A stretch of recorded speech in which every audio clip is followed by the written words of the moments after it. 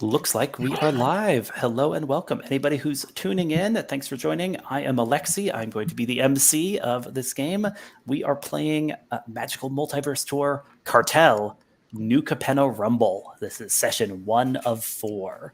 So we are playing a game facilitated through the Gauntlet gaming community. Learn more about the Gauntlet at gauntlet-rpg.com or follow the Gauntlet on Twitter at GauntletRPG.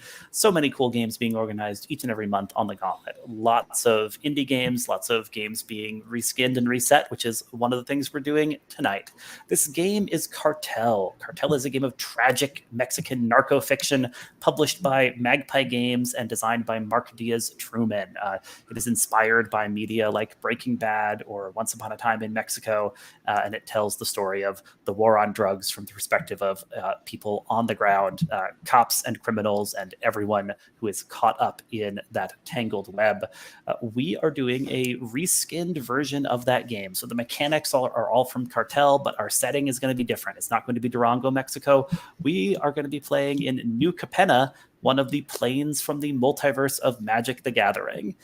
This reskin is partially inspired by the wonderful work that Rich Rogers has done, taking Cartel and putting it in the Star Wars galaxy in his game, or his framing of Hut Cartel, which has been a lot of fun to play, and I have enjoyed being part of that in the past. And so now I'm going to take Cartel and put it into this fantasy world, this fantastical metropolis ruled by demon gangsters, which is part of Magic's setting. Yes, the card game Magic the Gathering is our source material here. We are drawing from the lore of Magic with one of their most recent planes, the setting of the set Streets of New Capenna, and we will be in a minute learning a little more about this setting and this group of criminals within it. But first, before that, let's get introductions for folks who are playing. So we're going to just meet our players. If folks don't mind sharing their name, pronouns if you wish, online handle if you so desire. I can start us off with that. Alexi, he, him, and you can follow all of my gaming endeavors and game designs online at Cloven Pine Games. So check out Cloven Pine Games on Twitter and on itch.io for more. Sam, will you introduce yourself next? Sure, yeah. My name is Sam Zimmerman. I use he and him pronouns, and you can find me in all of my various role-playing works at Typhos Games on Twitter or at typhosgames.com. Very good. Chase, will you introduce yourself next? Sure. I'm Chase. I use he, they, her pronouns. I'm just excited to play this. Excellent. It's great to have you. Mark, last but not least, tell us about yourself. Yeah, I'm Mark. I use he or them pronouns. You can find all of my game stuff, Major Arcana on itch or Major on Twitter. And with that. Excellent. Well, it's good to have you all here. Let's talk a little about our concept, aim, tone, and subject matter. This is a tool called CATS that helps to get everyone on the same page as we start a game. And I think it's probably interesting for our audience to hear too, since they may be wondering what's the deal with this whole New Capenna business. So our concept, crime fiction in a fantasy metropolis. Here's what I wrote in my pitch for the game to give a sense of what we're going for here. New Capenna, gritty and glamorous, a gleaming metropolis of chrome and steel, rising above the surrounding wasteland. Built by long-gone angels, ruled by crimelord demons, and home to many desperately striving gangs of upstarts, working stiffs, and palookas like you. You're part of an outfit trying to carve a piece of the lucrative Halo trade for yourselves. Can you hold your own in the face of agents of the Five Families, stress and suspicion amongst your gang, and rumors of avenging angels returning to New Capenna at last? So yes, we are playing Cartel, powered by the Apocalypse game about self-destructive ambition in the Mexican drug war, and we're reskinning it for this urban fantasy setting, New Capenna, a gangster fiction-inspired world from the lore of Magic the Gathering. New Capenna is, imagine if Hollywood was stacked on top of New York City, was stacked on top of Chicago, right? Like it is this vertical setting that's highly stratified, with like very different kind of social ranks in the different parts. There's this industrial base, and then this this bustling middle called the Metzio, and then up at the top there's Park Heights, where the rich and wealthy and the top criminals hobnob. So you're definitely in the middle of that. We're going to be playing in a piazza in the Metzio. So your gang is trying to secure this piazza as you're holding. You are trading in Halo, which is the drug of choice in New Capenna. It comes in many forms. So all of them supposed to be a gift from the angels long ago, but the true nature of Halo may be a little more sinister. But it's not yours to poke your noses into that. You just deal the stuff and rake in the cash and try to get along here, right? Our aim is to do some prep this evening, build some characters, set up some bonds, and then a little bit of play. I'm hopeful we can hit the ground and see these characters in action a little, even though there's definitely some front-loaded setup for this game where we do some building of each character that gives us a sense of the setting as we go, and then we build their connections, because it's those connections that are kind of what kills you in this game. Obviously, getting Crocting shot is the move that's most likely to kill you, but it's your ties of family and loyalty and love and suspicion with the other PCs and some of the NPCs we create that puts you in the position to get Crocting shot in the first place. So that's why we're going to spend some time answering these ties questions and building out some NPCs as needed when there's a sense of we need someone else to fill out this tie. The tone of our game, I would say this is a hard PG-13, right? It's kind of a lot of the inspiration fiction is in our territory, I'd say. So softening it to PG-13 is the concession to it being based on magic, which after all is a card game meant for children, among others.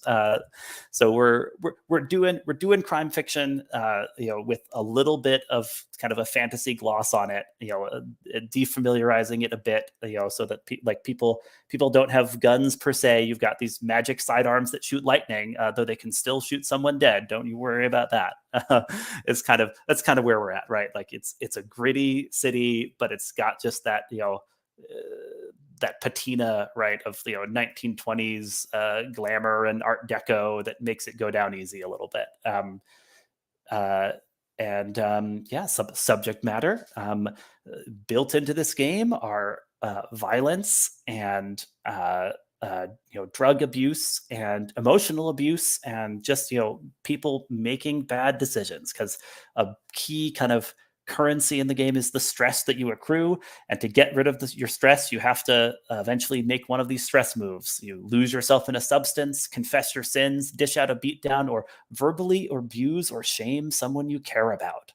So that kind of gives a sense of the subject matter, just the fact that those are all mechanics in the game, right? Those are you're going to turn to the dice sometimes when it's like, yeah, my character is losing himself in a substance, or she is verbally abusing or shaming someone they care about, right? Like those are things that we see on screen. They're not pretty, but they're part of the kind of cycle of stress that the game's kind of in the game's thesis, I would say, is that a cycle of building up and then releasing stress is the whole like engine of the drug war in the first place, right? People consume drugs to deal with stress. People get stressed as they get entangled with this this shadowy world. Any questions about concept, aim, tone, and subject matter after that little rundown? As I guess another nod to the fantasy nature of our setting, I will draw folks' attention to the fact there are there's a species drop down tag in our character keeper, so you can be a human. There's plenty of humans in New Capenna, but there are other options. If you're like, I would rather play an elf or a cephalid or a rox or an aven, a leonin, a raccoon folk, an ogre, a viashino, a devil. Those are options, and I can explain what those are, right? Because not all of them are totally self-explanatory. There are kind of a number of humanoids with animal characteristics among the citizens of New Capenna. Cephalids are kind of octopus-based. Rocs are rhinos. Aven are birds of various sorts. Leonin are cat-like and kind of specifically kind of lynx-like in this setting. And raccoon folk are self-explanatory. Ogres are big, strong, tough, like you'd expect ogres to be.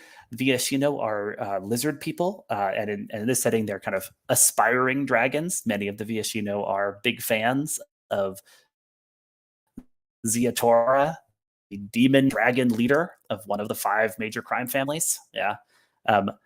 And devils, right? So devils are not the same as demons here. Demons are the big shots. The like 5 demons are the leaders of the 5 crime families, and all of them kind of ascended to demonhood from being other things. So there's a vampire demon and a sphinx demon and a dragon demon.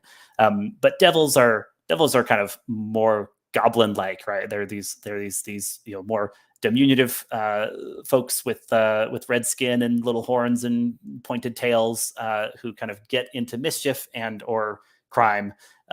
So that's that. So knowing your devils from your demons is one of the things you have to learn to get by on the mean streets of New Capenna. All right, I've done some overview of the game we're playing and the setting we're working with.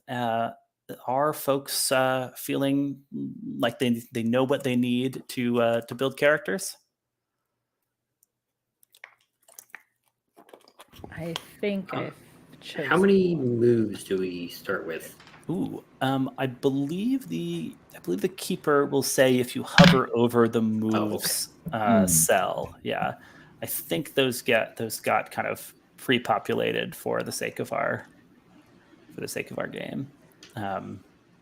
So the hawk would have hawk has 1 built in and then 2 more. My pack is another name for brothers. I don't remember which version of this game gave it which name, but it's the same. It's the same move. Cool. Yeah, and the spy starts with 3 moves. If you're looking at the spy there. Cool.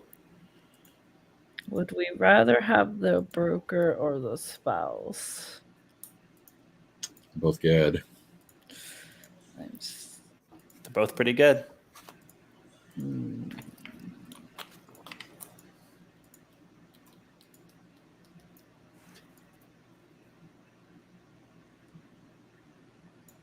The only thing that I can think of is that it seems like the spy is going to be a very much external influence type character, and the broker is also going to be a external influence type character, and it might be a lot to have 2 of those. True.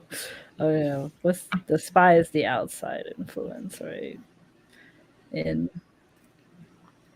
Yeah. So the spouse kind of is like entangled already. Oh yeah, very entangled, and it's kind of most interesting of the spouse is married to a player character, right? Like the spouse could be connected to an NPC if need be, but it's most interesting to point the spouse right at one of the other PCs. So I guess one question is, if you guys would want a spouse. Maybe, yeah. That might be fun.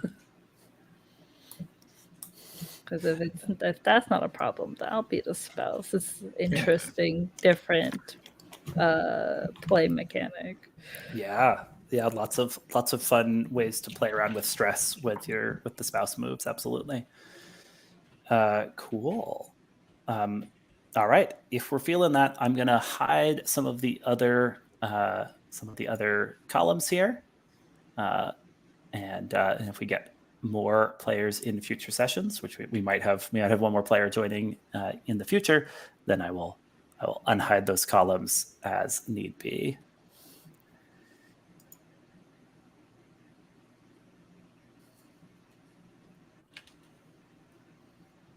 Okay. Thanks for hiding those columns. I was like, where is everybody? should be easier to find folks now. And since I, there's been a couple rounds of editing. If you spot something that seems out of place, that seems like it's left over from original Cartel or Hut Cartel, let me know, and I'll check and see if there's a tweak I meant to make to it to bring it in line with the new Capenna setting. I think I saw Podu in there somewhere. Let me get down the, Yep, that's a Star Wars Star Wars slang. That's on the big boss. So that's we're good with that. That's great.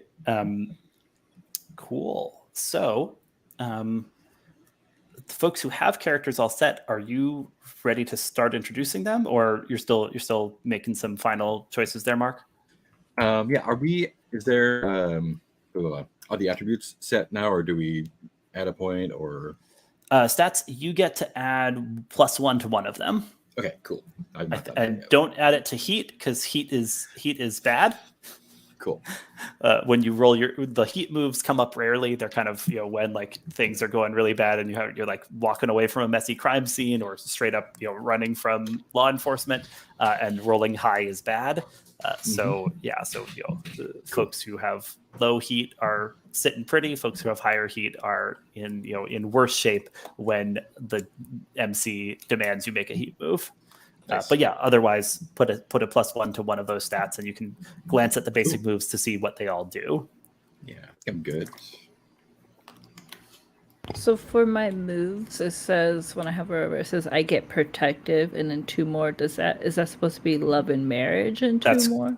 That's correct. Yeah. Okay. Love and marriage. Do I get 3 things? Yeah, you get 3 things. Yeah. Love and marriage is the basic spouse move. I think protective was the renaming when the spouse became the protocol droid in Hut Cartel. Nice. Nice.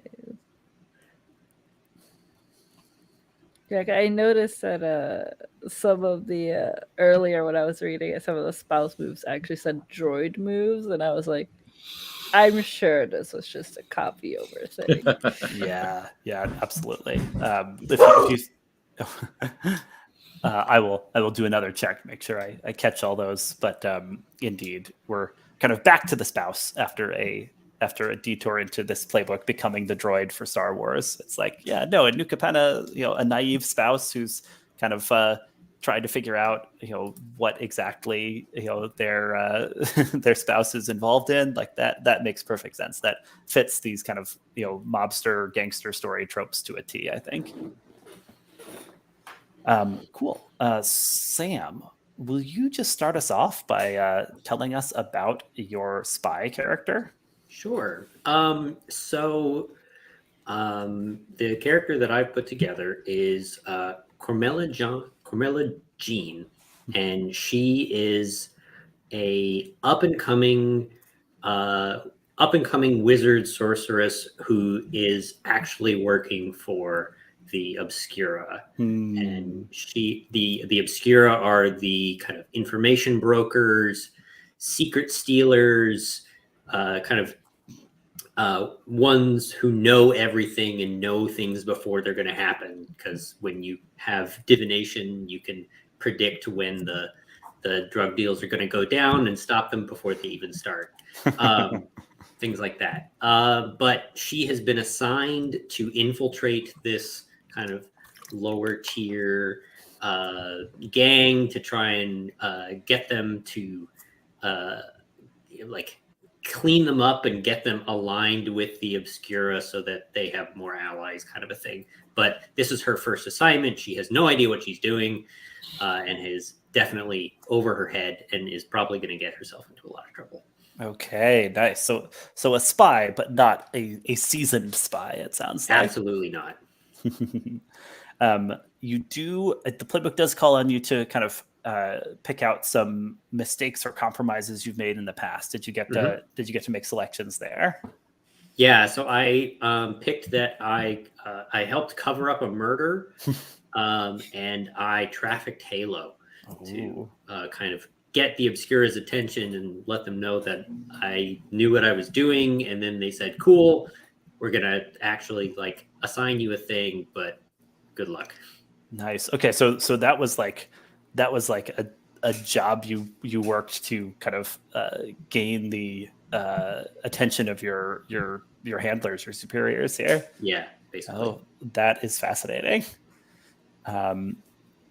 Cool. Anything else we should know about Cormella? We'll obviously come back around and work out some ties eventually soon. Yeah. The moves I took were slippery, calculating, and strategy. So I hope that kind of gives you an idea of her preferred style of handling things. Yeah, when you put all those together, it paints a vivid picture. Yeah. And so she has a lot of resources from working for the Obscura. So she has kind of a luxurious lifestyle and a disposable vehicle and some of this other stuff that she doesn't necessarily let the other gang members know she has. Yeah, those sound like kind of suspiciously nice things for a person here in the Metzio to have. Yeah. Cool. All right. Then let's see. Mark, are you up to introduce your character next? Sure. I don't have a lot for them yet, but we got Zephyr Feru, she or them. She's the hawk, and it looks like got a couple buddies there. I just picked names off the list. So I'm with the gang. I have 3 loyal friends who I've known for a while. That's Gordo, who has been there to cheer me up when stuff gets rough. Krent, who's a real dumb sap, can't cut them loose. And Azul, who is solid, ready to throw in when I need them. I'm still that's picking out, wonderful. Other stuff. So yeah, I don't have a strong stuff for her, other just like scrappy. Well, this picture is great because we've got some real like kind of fisticuffs vibe going on for Zephyr here. Yeah. When you get the chance, put those NPC names also into the NPCs tab, because I know you've got them in your column, but it'll be helpful to reference them in the NPCs tab too. And you can even pick out pictures if you have a hankering for that, or we can work that out between sessions too. But so we can remember Gordo. So Gordo's there for you when you're down. Krent is a real dumb sap, but you can't cut him loose. And Azul is the one who's ready to get into a scrap. Ready to throw down when need be. Yeah. That seems like a good gang. That seems like good folks. The crew is definitely down for a fight. And probably in touch with high-level smugglers and producers from other cartels. Oh, okay. So you've got connections outside of this piazza. Yeah, and it looks like we owe favors to someone, and let's have enemies. That'll be fun. Oh, what are you thinking about enemies? I have no idea yet.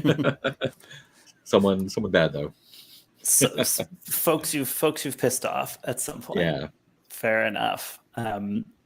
I think it could be you horned in on the territory of some other faction, some gang that's not too keen on your little operation.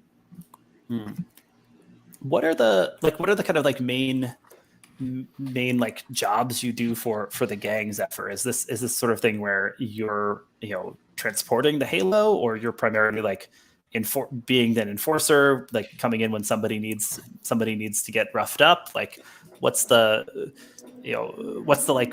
basic role, and then we'll talk a little about like whether you're angling for more. Yeah, I think probably brought on as kind of muscle, probably going with folks who are transporting to make sure they're not doing anything out of line, but definitely ambitious and looking to get fingers in some more stuff, trying to like either prove themselves to move up, or maybe like doing a little extra.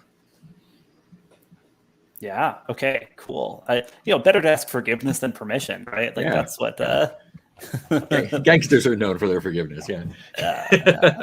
That's beautiful. Anything else we should know about Zephyr before we meet more, or our last PC for this session? No, I think that's it for now. We'll work it out as we go along. Absolutely. Chase, how are you feeling? Up to tell us a little about the spouse you've been building here? What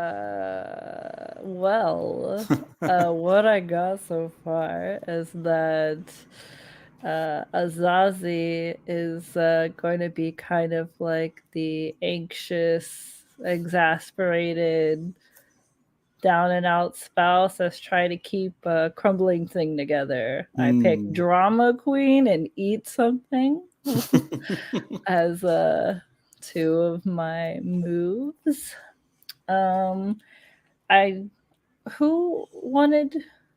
Who was okay with me being their spouse? Because everything else I pick, I want it to make sense with what you have envisioned for your character.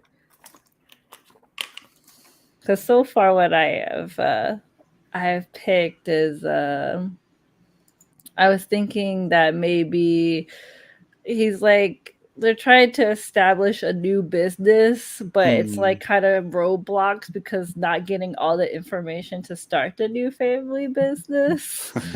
So it's just kind of sloppy. So like managing money, but then not knowing where the money is coming from and stuff like that. I didn't know where we were going to be with like children, with the children.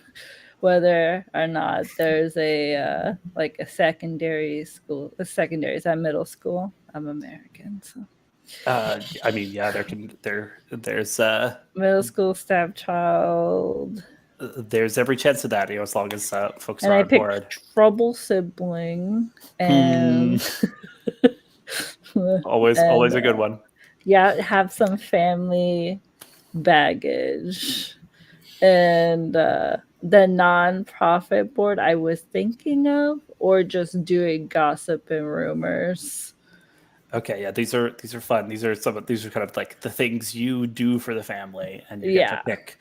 Wow, you pick 5 obligations. I picked 5. That's why I was like, that's so many obligations. Yikes. Okay, so we got some sense of there. Let's go back to like the core question. Who is willing to be the spouse of the spouse?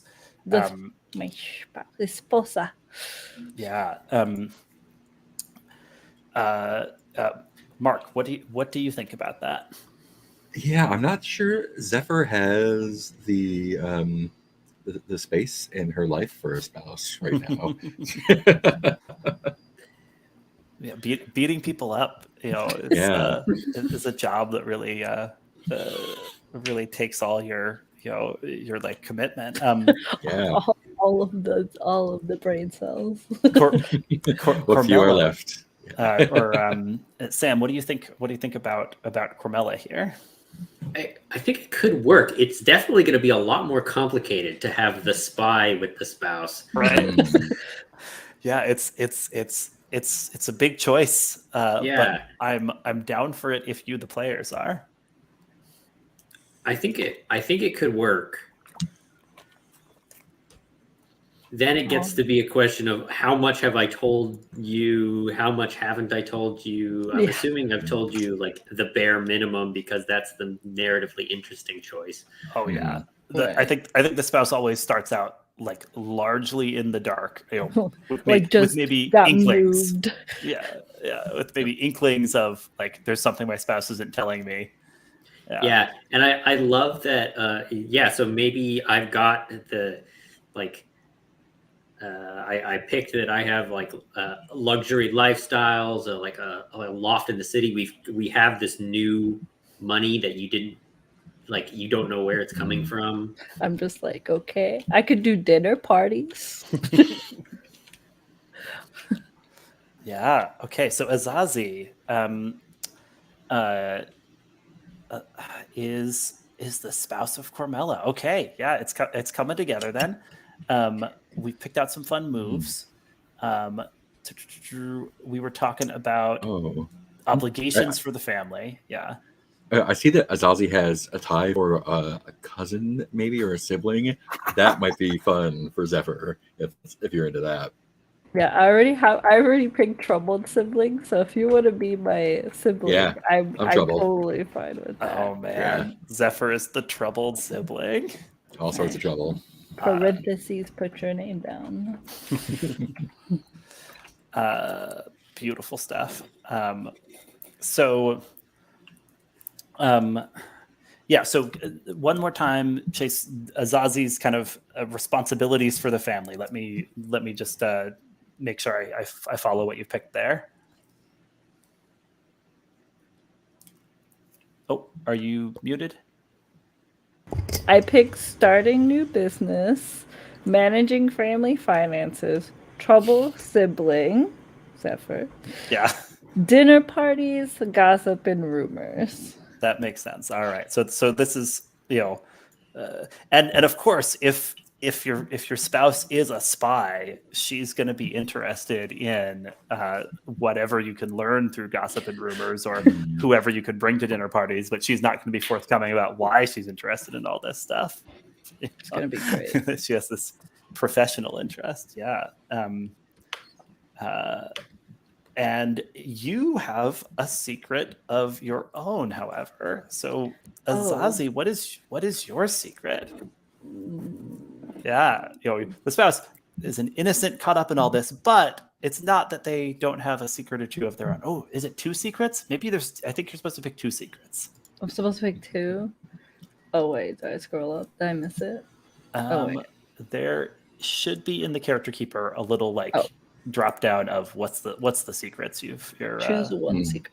Okay, well. Oh, is it just 1 secret? It says 1. I don't know if it says the same in the other one. Let me see. I am double checking. 2 secrets in there, so I'm supposed to have 2 secrets. Yeah, I will pick.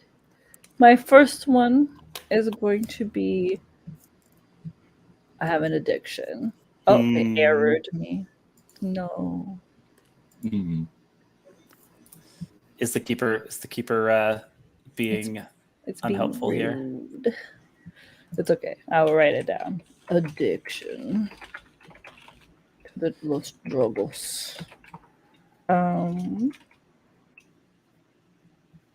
then the second one. Oh no, I broke it. Oh, here we go. I would say.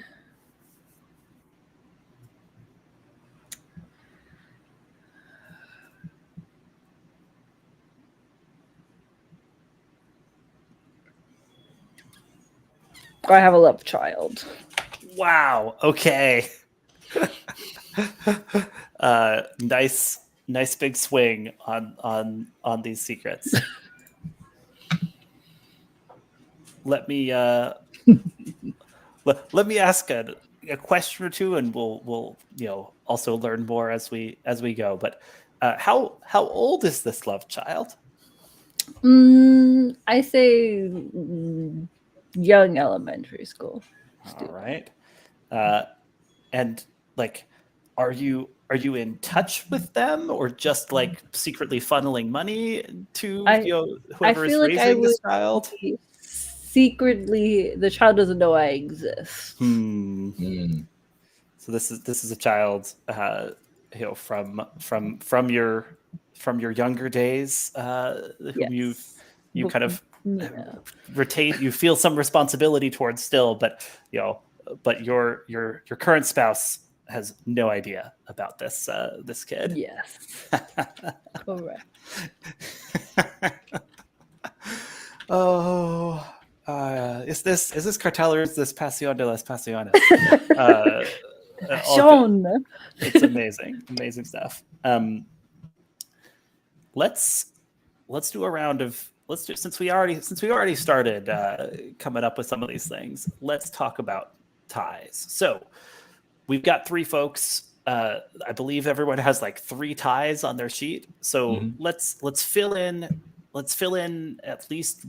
Let's fill in 1 or 2 with PCs, and if it feels like I really want this tie, but it doesn't fit with a PC, you can either save it in case we get another PC in the mix, or make up an NPC to attach that tie to, because we can start like we can start naming NPCs that are in or around the criminal organization to have ties to as well. And obviously, it's a lot of fun if two people have different ties to the same NPC, but that doesn't all have to come from the ties here. That can be something we work out in play as well.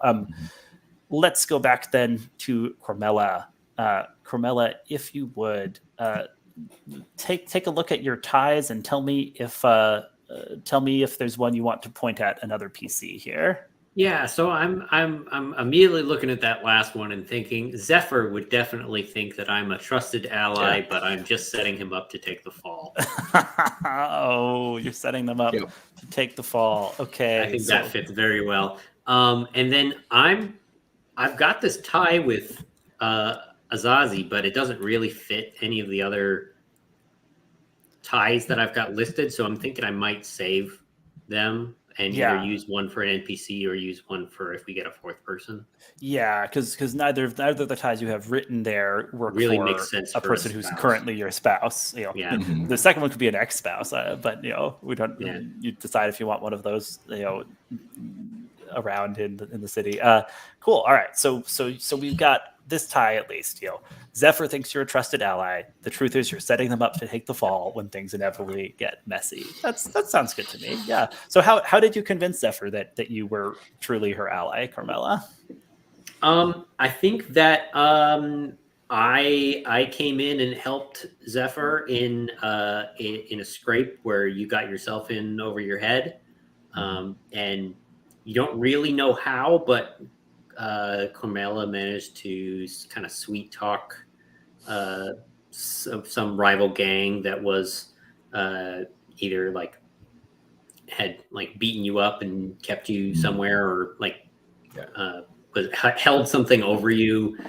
What do you think that would look like? What kind of a situation do you think that would be? Ooh, maybe someone from another gang or organization I tried to cut a deal with, kind of behind the boss's back. They were blackmailing me with that. Yeah, and I managed to get that heat off of you. You don't know why or how, but Cormella actually went in and erased all of the information. Yeah, and so none of that blackmail exists anymore. Nice. Love it. I like this. Let's turn to Azazi. Which one of you, or I guess so we've got one of these that already makes sense here. Zephyr is family, a sibling, maybe you're a cousin, someone close. They mean well, but you worry about them. Tell them your fears. So let's hear about that. Why do you worry that a was little? The easiest one for me. I think the other two family member Zephyr. Just because that'll also establish a bit of how much Azazi understands about what Zephyr's into, because that's an interesting aspect of all this. So what exactly worries you? Is it just a overall approach to life, or are you aware of some of what Zephyr's mixed up in?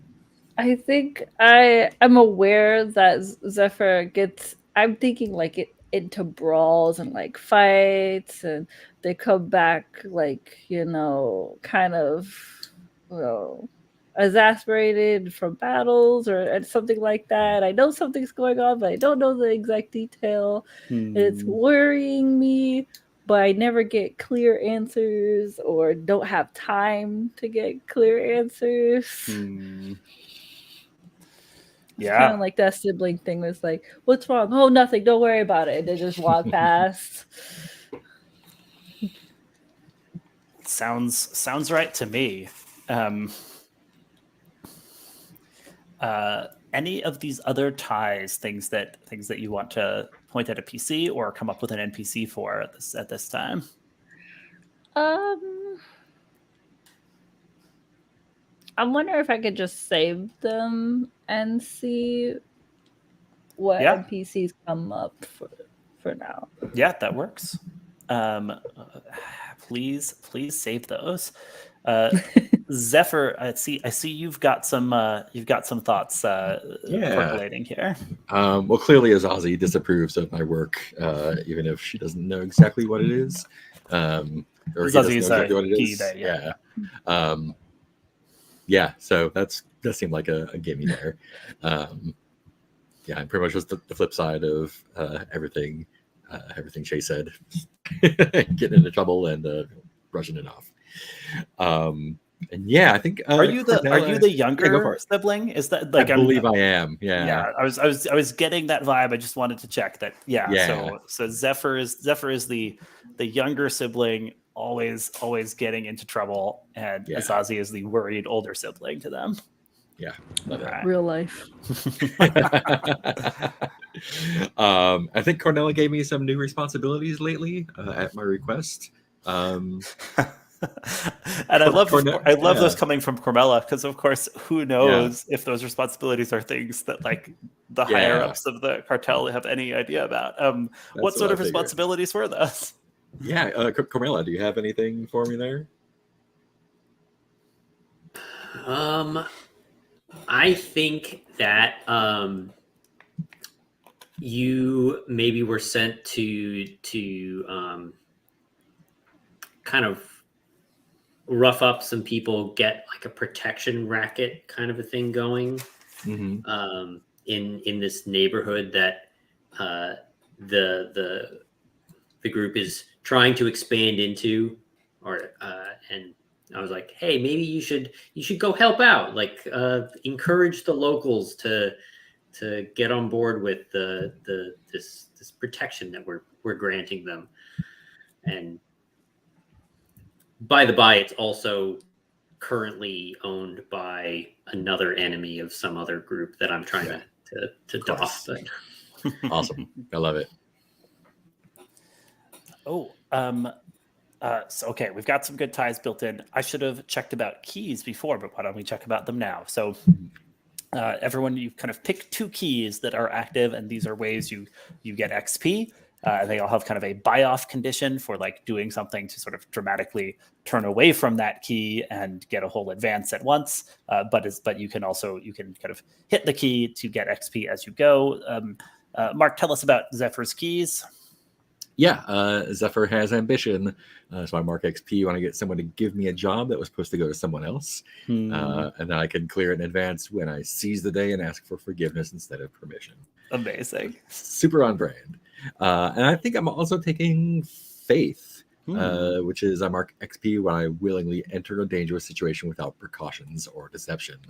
And I can clear that when I set a trap for someone who trusts me. That is fascinating. It's a really interesting that's the key of faith. Like, do you think that's a real like faith in a higher power from Zephyr? Like, does she think about the angels that built the city in some way? Yeah, and she doesn't know if it's angels or just luck or something else. But yeah, she knows, like, she's made it so far. So nothing real bad. Someone up there looking out for her. All right. Someone up there likes me. I guess so. Azazi, tell me about the keys you've picked out here. I have chosen, I keep forgetting to mute myself, loyalty, which is mark XP when I accept the lives or half-truths from my friends or lovers. And this key in advance when a loved one gives evidence to their betrayals or deceptions. And then my other one is family, when I mark XP when I violate my family members' boundaries to protect them.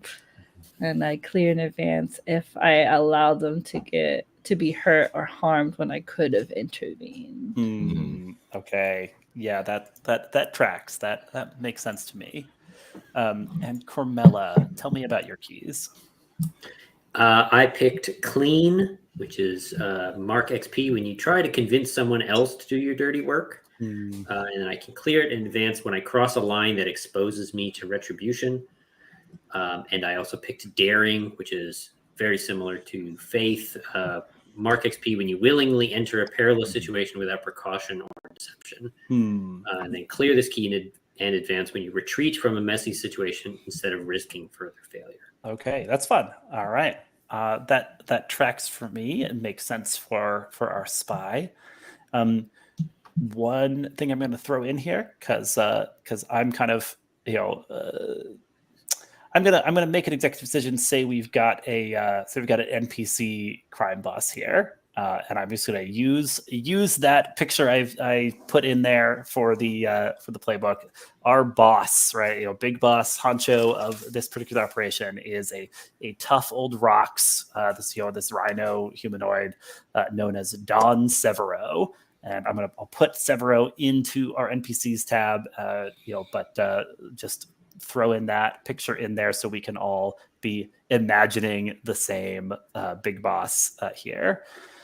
We're at 9, so why don't we take 10 minutes, take a little break, be back at 10 past the hour, and I'll see if there's any other questions to ask before we start setting some scenes and getting a sense of these characters in action. So let's take 10. See you then.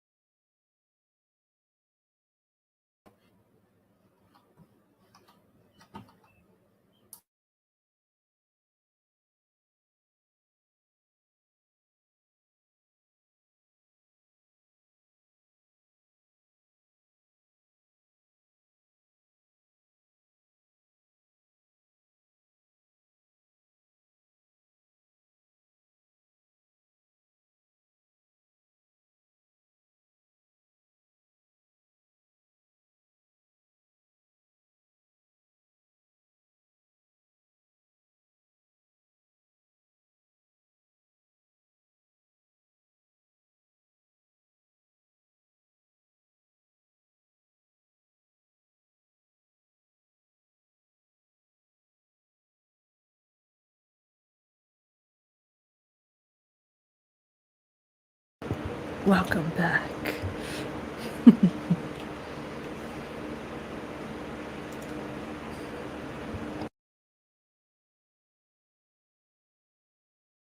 I'm trying to find a picture, but I'm so picky.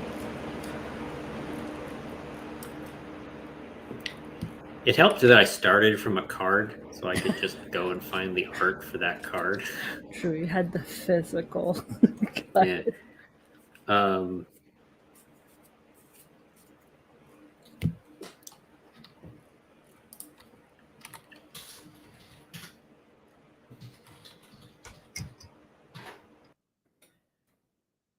What you could always do is just go there, go to this link, and just kind of scroll and find literally any art that looks interesting. You.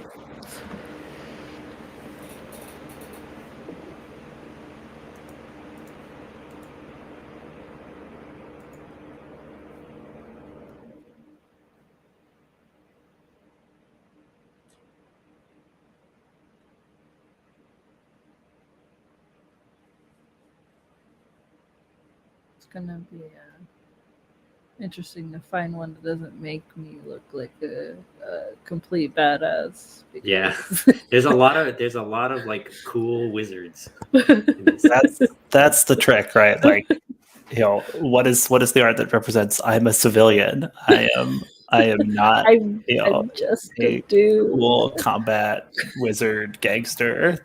Yeah. There's always this.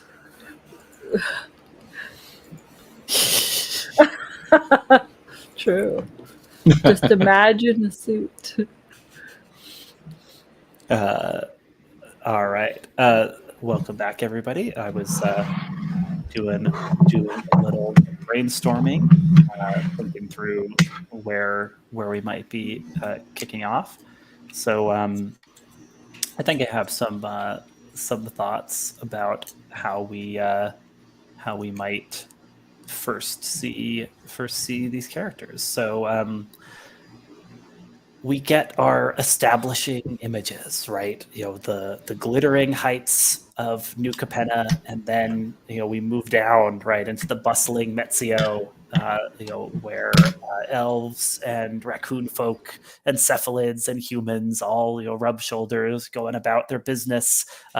Some of them legitimate business people, many of them working for one criminal operation or another. And you know, ever since the drama of the last crescendo, the last big New Year's party that the Cabaretti family threw, that ended in violence and peril all through the city, the grasp of the five families has been a little weaker, and there's been a little more room for upstart families and little criminal outfits to try and get a piece of the action. And that's what Don Severo and his cartel have been doing down here on the piazza in the Metzio of New Capenna. But our first scene is not going to be in the midst of the criminal world. For our first scene, I'm going to ask a couple establishing questions. So, Zephyr, what is it that you need to get from your sibling? From Azazi? Yes. Yeah. What has pushed you to, you know, turn to Azazi for assistance in this moment? I think I need like a place to recuperate after a little scrap out of the view of the rest of my gang, so that they don't smell weakness.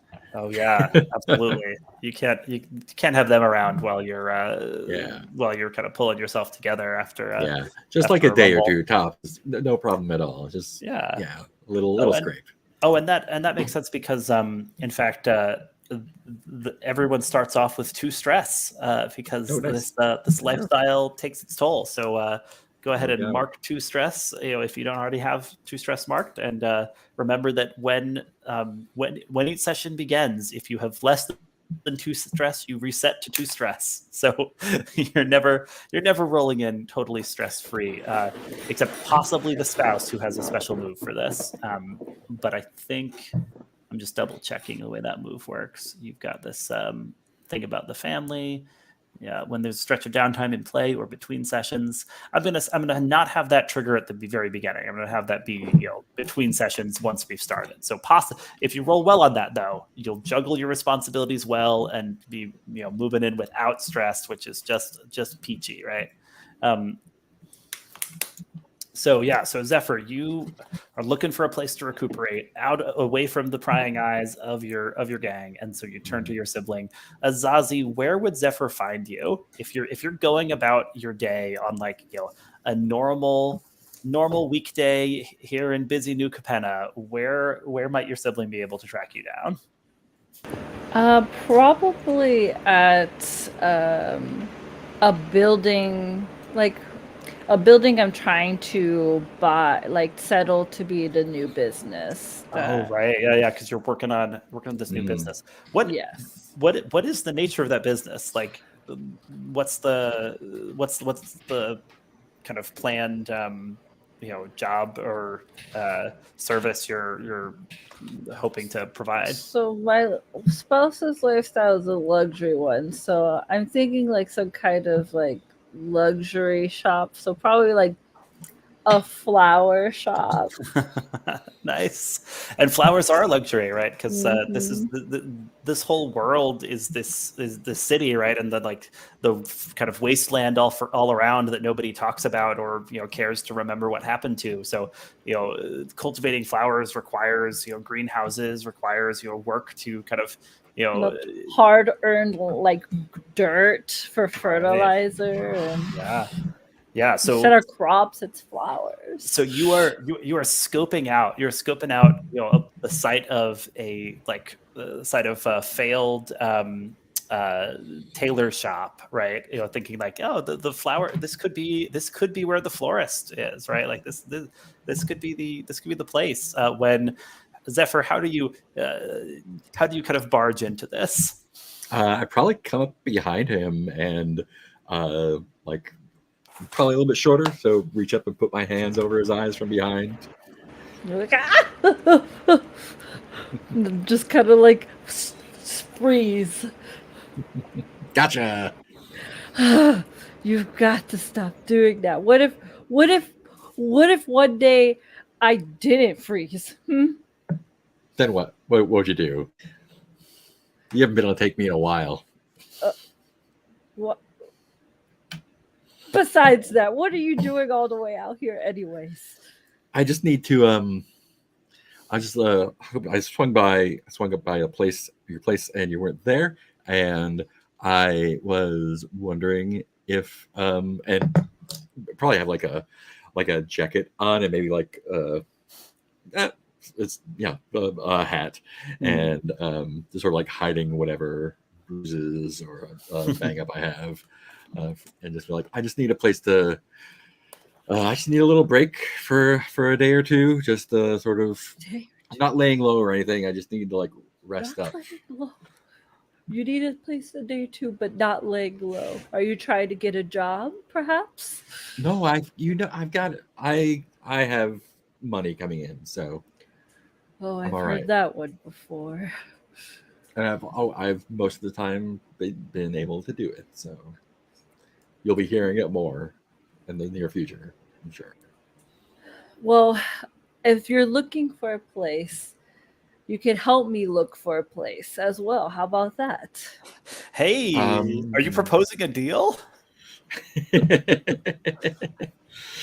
I was listening to this back and forth. There were a couple moments that could have been one of the basic moves, but I'm gonna flag that one because you have very straightforwardly offered possible help in exchange. It could be your place in exchange for a a particular assistance. So when you propose a deal to get what you want, roll with face. On a hit, they choose take the deal or mark stress. On a 7-9, they can instead choose one, impose a condition on your offer, adjust the price and accept, plus or minus 30%.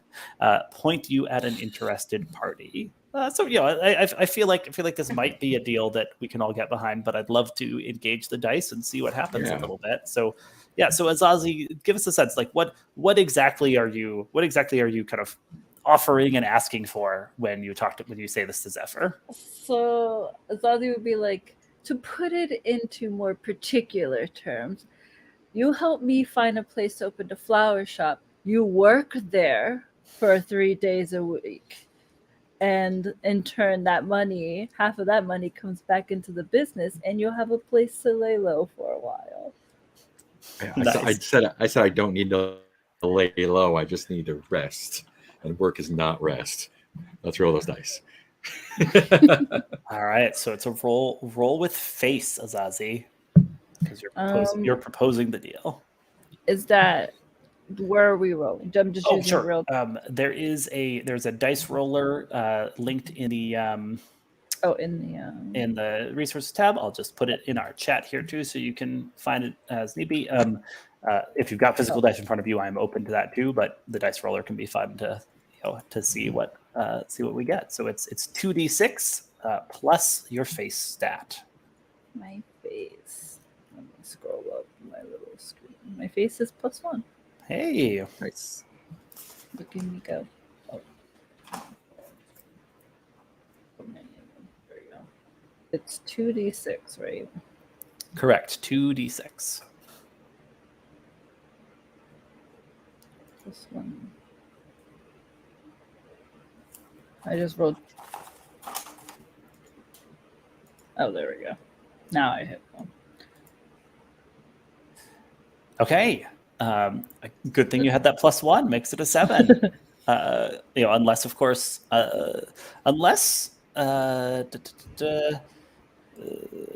Zephyr's looking to interfere, that makes it a 7, which means they choose take the deal or mark stress.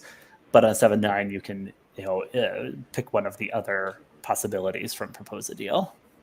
Yeah, I think I'm going to point them at an interested party. Okay. Yeah, let's hear it. Say, look, I kind of take my hat off and sort of show that I'm not in great shape right now.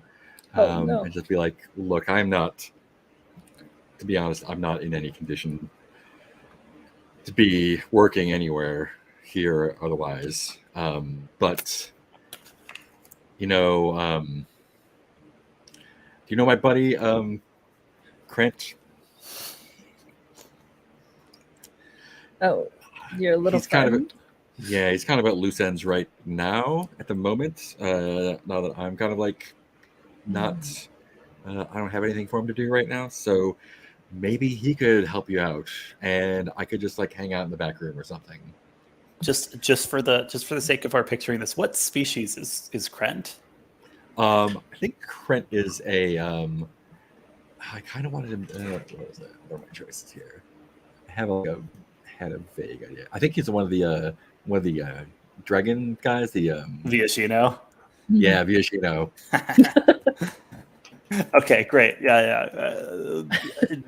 Obviously the right person to have work in the flower shop. Yeah. If he sneezes, he could burn the whole place down. Yeah.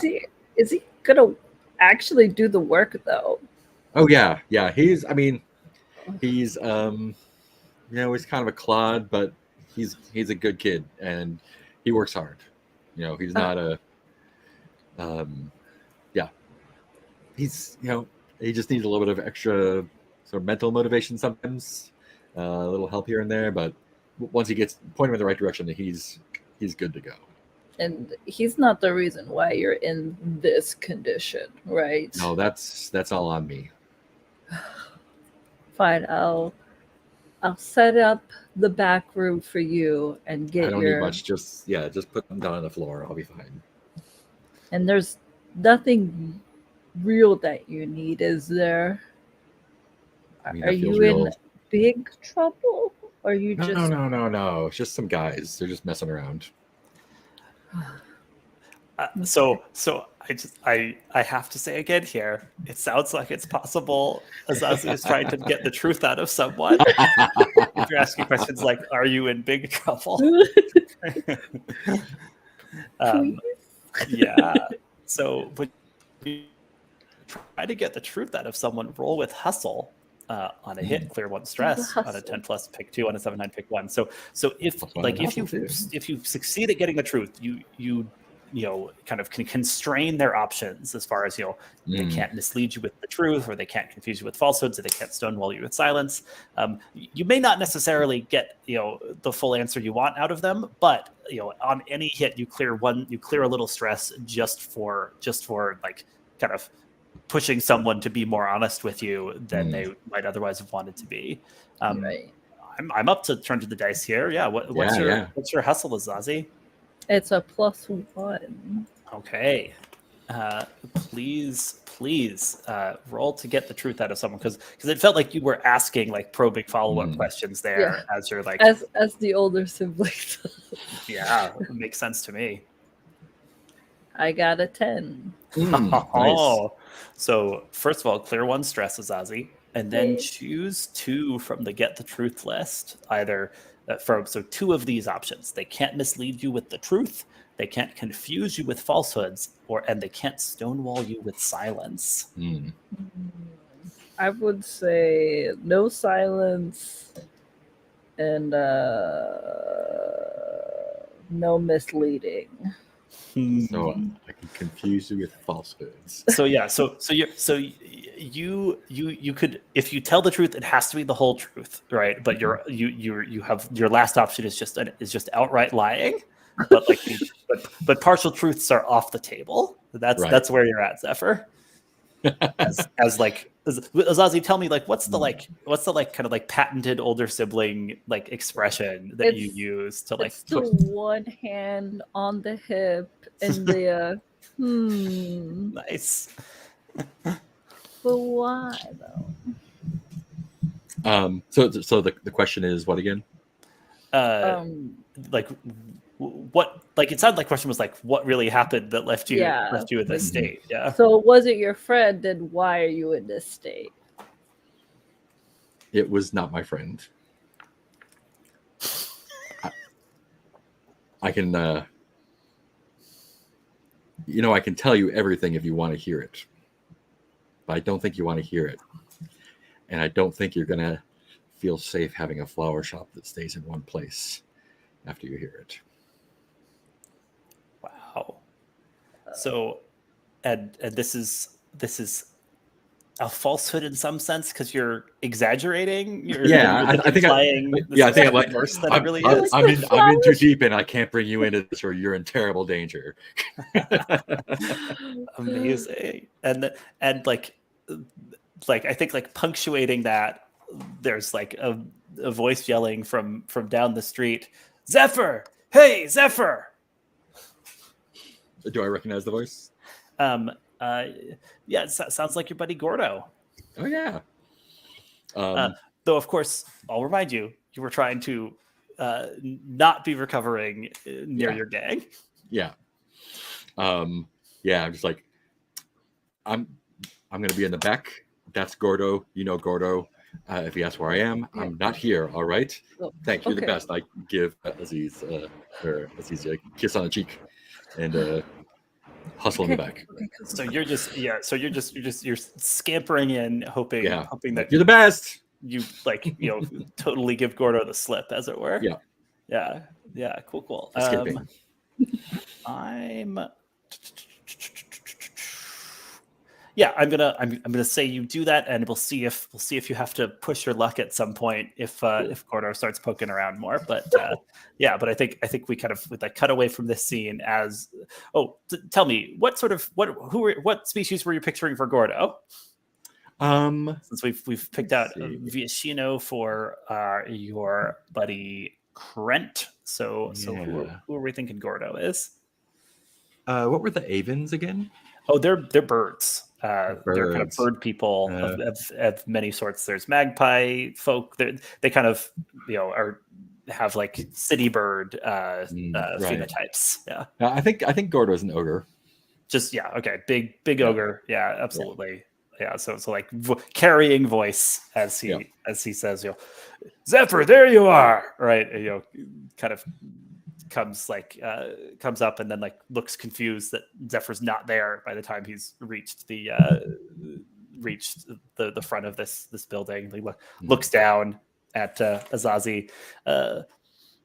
Azazi, have you met this one of Zephyr's friends before, or is this an unfamiliar ogre who's just suddenly looming over you?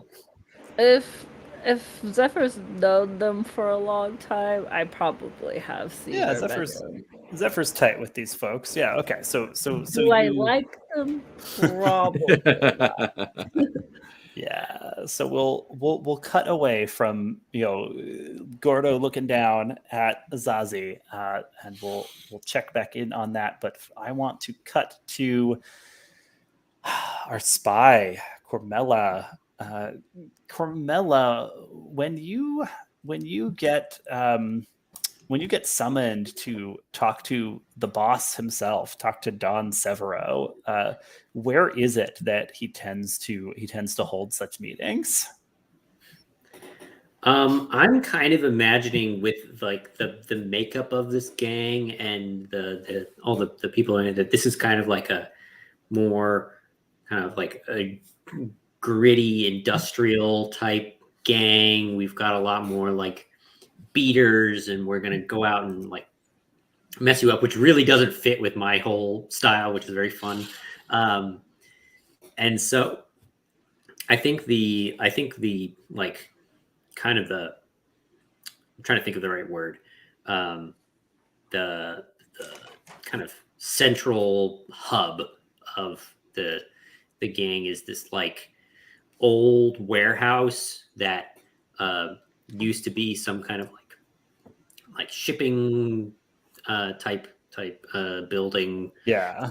And has been was abandoned years ago because the people got kind of bullied out of business, and we kind of moved in and took over the abandoned building. We're not paying rent. We're not doing anything like that. But there's still all these big shipping crates everywhere, and they've arranged a bunch of them in the back to make this big like circular room. Yeah. It's the proverbial smoke-filled room, but it's just the walls are just these shipping crates. Yeah.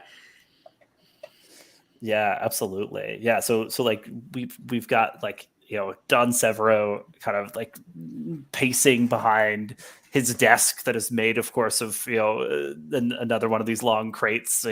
Just it's got various like knickknacks and papers stacked on top of it, to give the sense of like this is the like hub of the of these criminal operations. And he's got a like glass of Halo, a little like delicate glass filled with this iridescent liquid.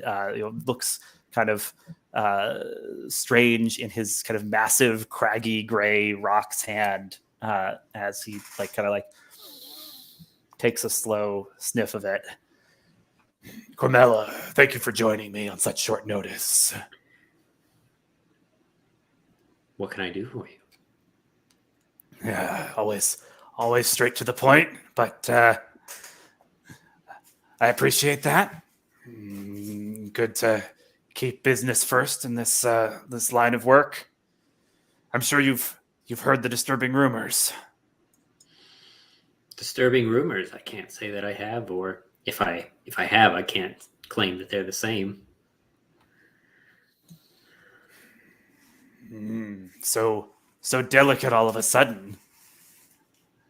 I'm not deaf. Though this eye doesn't see as well as it used to, but I still hear what's going on in my family, in my people. I know everyone's abuzz with worry about a mole, someone ratting us out to the brokers.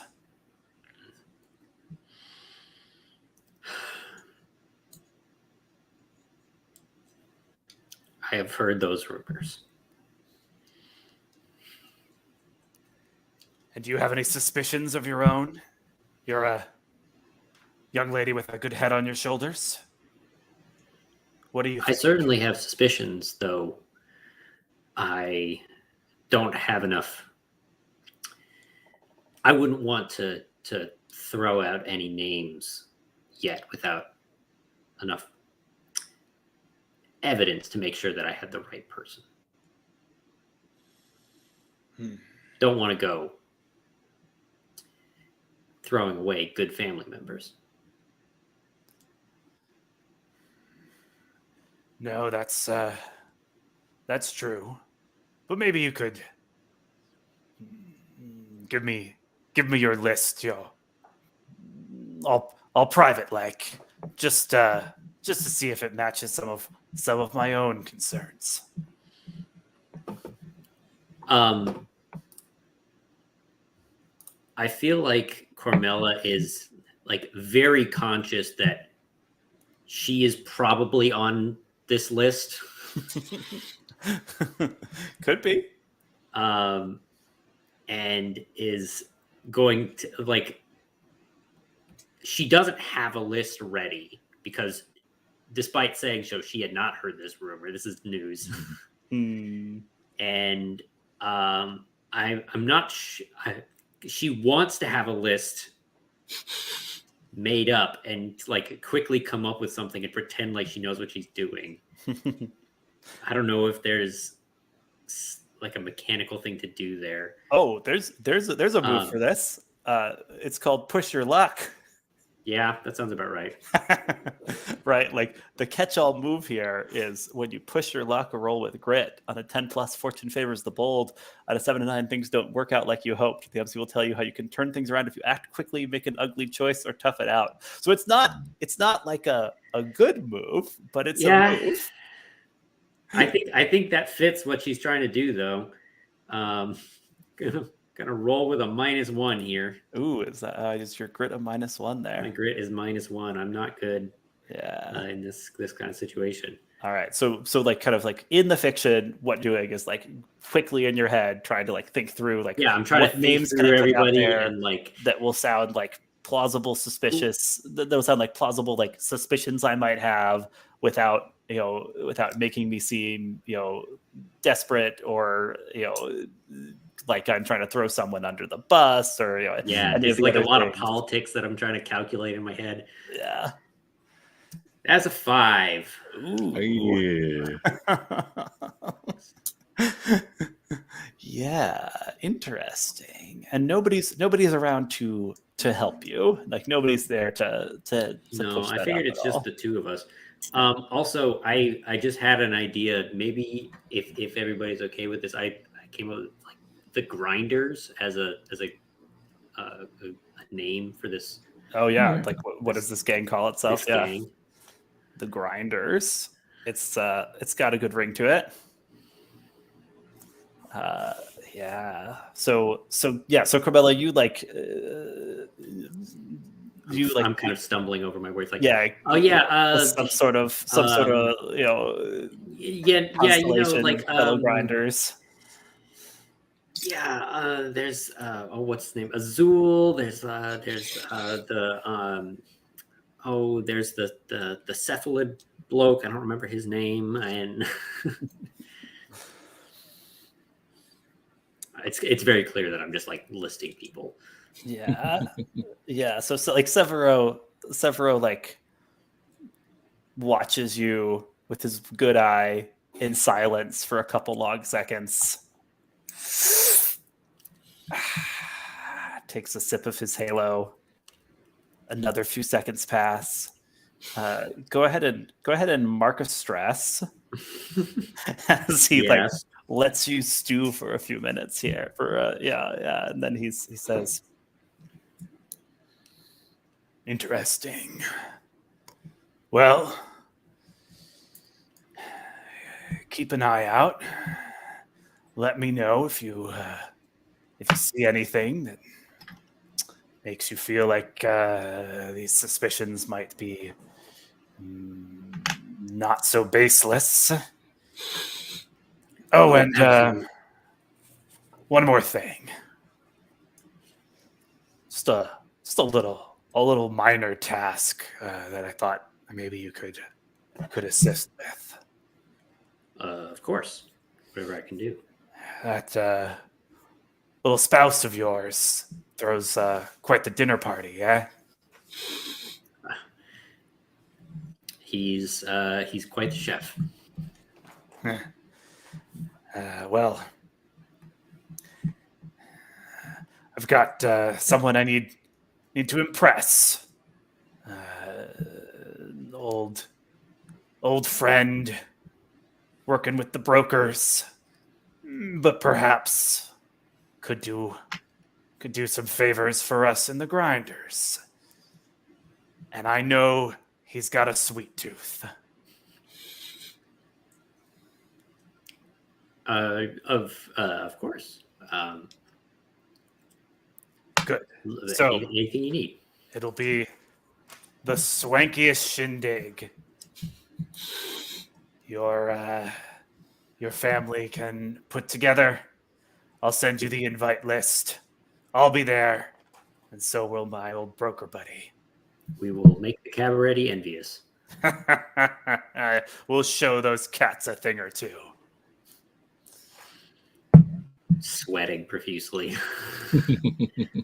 That'll be all. Definitely get out of there as fast as I can. Yeah, and like, he like takes another meditative sip and watches you go. Cormella, what do you do once you're kind of walking away from this this office in the warehouse here? I feel like Cormella is the kind of person that would immediately start kind of making plans. Like, oh, okay, now I got to do this, and we got to pick up this, and we got to I got to let Azazi know, and we got to a brain is working a mile a minute trying to come up with ways that we can do this and not blow everything up in my face. And so I think the first thing that's going to happen is she's going to go back home and start figuring out how we're going to host a dinner party. Nice. Yeah. So you have this luxury lifestyle. Let's since we're getting a first glimpse of this apartment, right, of wherever it is that Cormella and Azazi call home, I'm gonna have us paint the scene here. So from each of you, I'd love a detail of kind of what kind of touches of class and elegance exist here that really contrast with the rough and tumble girders gang aesthetic. So elements in this apartment that would make it very strange to imagine Don Severo clomping through it. Zephyr, start us off. What's something we see as the camera kind of first moves through this apartment setting? Question about the setting, I guess. How common is magic, I guess? Is it like people use magic as a garbage disposal, or it's only fancy people get to use it? Magic is around. It's there's a lot of enchanted artifacts that people use and that kind of fulfill roles as technology. I think every car is sort of magic powered. Okay, cool. Because there's depictions of these cars and they've got they don't have wheels. They just sort of float a little bit, and Nice. Yeah. So there's kind of magic woven into everyday life, though it's often kind of doing the same sort of functional things the way that technology would in the real world 1920s. Nice. I think maybe then instead of a window looking over whatever the industrial-ish landscape looks like, their window is kind of like a magic, illusionary hologram kind of window that shows various kinds of serene overlooks, like ocean or forest or whatever. Like a screensaver. Yeah. Yeah, nice. This is this enchanted glass that shows something much kind of much more peaceful and idyllic than Yeah. the actual New Capenna bustle and industrial work that's out there. That's wonderful. Yeah. Azazi, tell me about another touch in this living space that gives it a bit of elegance that contrasts with the whole grinders deal. I think it's a lot of living architecture, I would say, like living stone, paintings that are moving or magical in nature. Nice. Yeah, that's wonderful. So like everywhere you look, things are Alive of some yeah, way. yeah, and enchanted to be kind of vibrant and active. Absolutely. Cormella, one more detail that we'd notice as the audience looking around this place. I think there's the kind of the sitting room is this very kind of earthy. There's lots of leathers. It's like this very kind of smoking room esque aesthetic with a big writing desk that's locked all the time, of course, and like there's like the big bookshelf and the big fireplace with these big kind of leather couches seated around it. And it's very comfy, but it's also very kind of that kind of gritty masculine type aesthetic. Nice. Okay, so it's kind of a meeting of the overall feel of this place with your connection. Yes, it's very much creature comforts, but it doesn't like disguise the fact that it's where it comes from. Nice. Yeah. So you're kind of you're looking around, brainstorming what what kind of a dinner party you'd be able to throw here. Yeah. There is a like chiming noise, and a letter appears magically on that desk of yours, which you recognize as a way that the Obscura sometimes drop things your way. Yeah, I'll go. I'll go pick it up. I think I'm carrying like whatever, like a big turkey or something. Like that's like the immediate thing that, because I'm like obsessively kind of like planning and figuring things out. And I saw this on my way home. It's like, okay, I'm gonna get that, and we're gonna. Nice. So your hands are already full with what you're hoping to serve, at the dinner party. Bring that into the kitchen and put that in the ice box, and then come back for whatever this letter is. Yeah, absolutely. Yeah. So the letter kind of, I mean, how does this like Obscura communique usually work? Like, is it written in like a cipher, or just like coded language that you have to read between the lines? Like, what's the way that like you could understand this, but someone who picked it up wouldn't necessarily understand across it? Yeah, I think it's the kind of thing where they're divination wizards, so they know when I'm alone, and they can send it only when I'm the only one there. Nice. Okay, so they could like just like write out plainly, what's going to be, and then at the bottom like, it says, I'm the only one who's there. P.S. Your spouse is coming home in 2 minutes. Destroy this letter before then. Yeah. Yeah. Okay. Great. Yeah. Yeah. So so it it kind of tersely says, update on previous mission objective. We now know the grinders have an angel in captivity. The Obscura requires this asset for themselves. Oh, great. Toss it into the fire.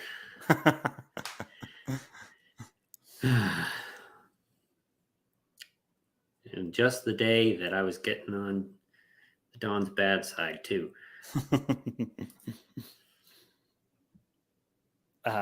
Yeah. So, are we gonna leave Cormella to think over these things, or do you have something else you want to do before we check in on other PCs? I don't have anything that I want to do by myself. I think the other things that need to happen are me with the other PCs. So that's true. Though, of course, you have 3 stress, so you could always choose to use one of these stress moves if you felt like the time was right. I think I'm fine where I am. All right. We'll see what happens as we get kind of farther up that stress list. Yeah, absolutely. All right, so I want to check back in. Azazi, there's this ogre, friend of your sibling, not someone you've have necessarily have fond feelings for, looming over you, looking down. Oh, Azazi, is that you there? No, keep walking. Huh? What? I try to hide back into the flower shop perspective. Is that a joke? Oh, Gordo, of course it's you. Yeah. Oh, hey. I've just been so busy looking at places,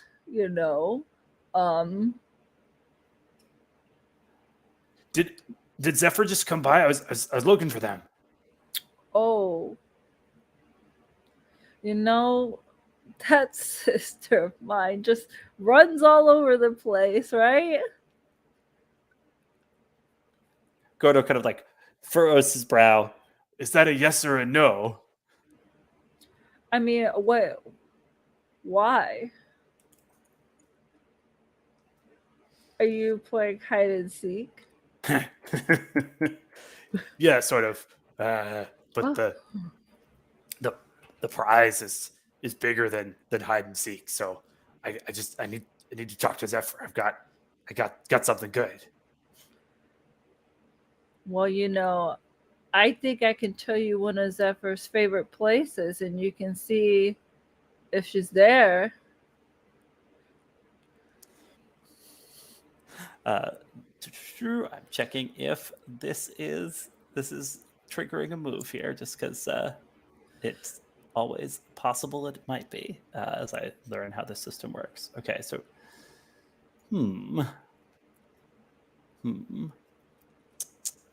that's interesting. There isn't just a trick someone move. Yeah, there's justify your behavior, which might sometimes be tricking someone. That's what I was looking for. No, I think you say this, Gordo's like, you think I'm really dumb, don't you? I mean, Gordo, and I gingerly place a hand on his arm. Don't patronize me. I'm not Krent. I'm just saying it's kind of silly that you lost a whole person. This is a city where people get lost every day. But you know this person. Weren't you like... I know people that have gotten lost real permanent, but I don't think that's what happened to Zephyr. Are you sure that's not them just avoiding you?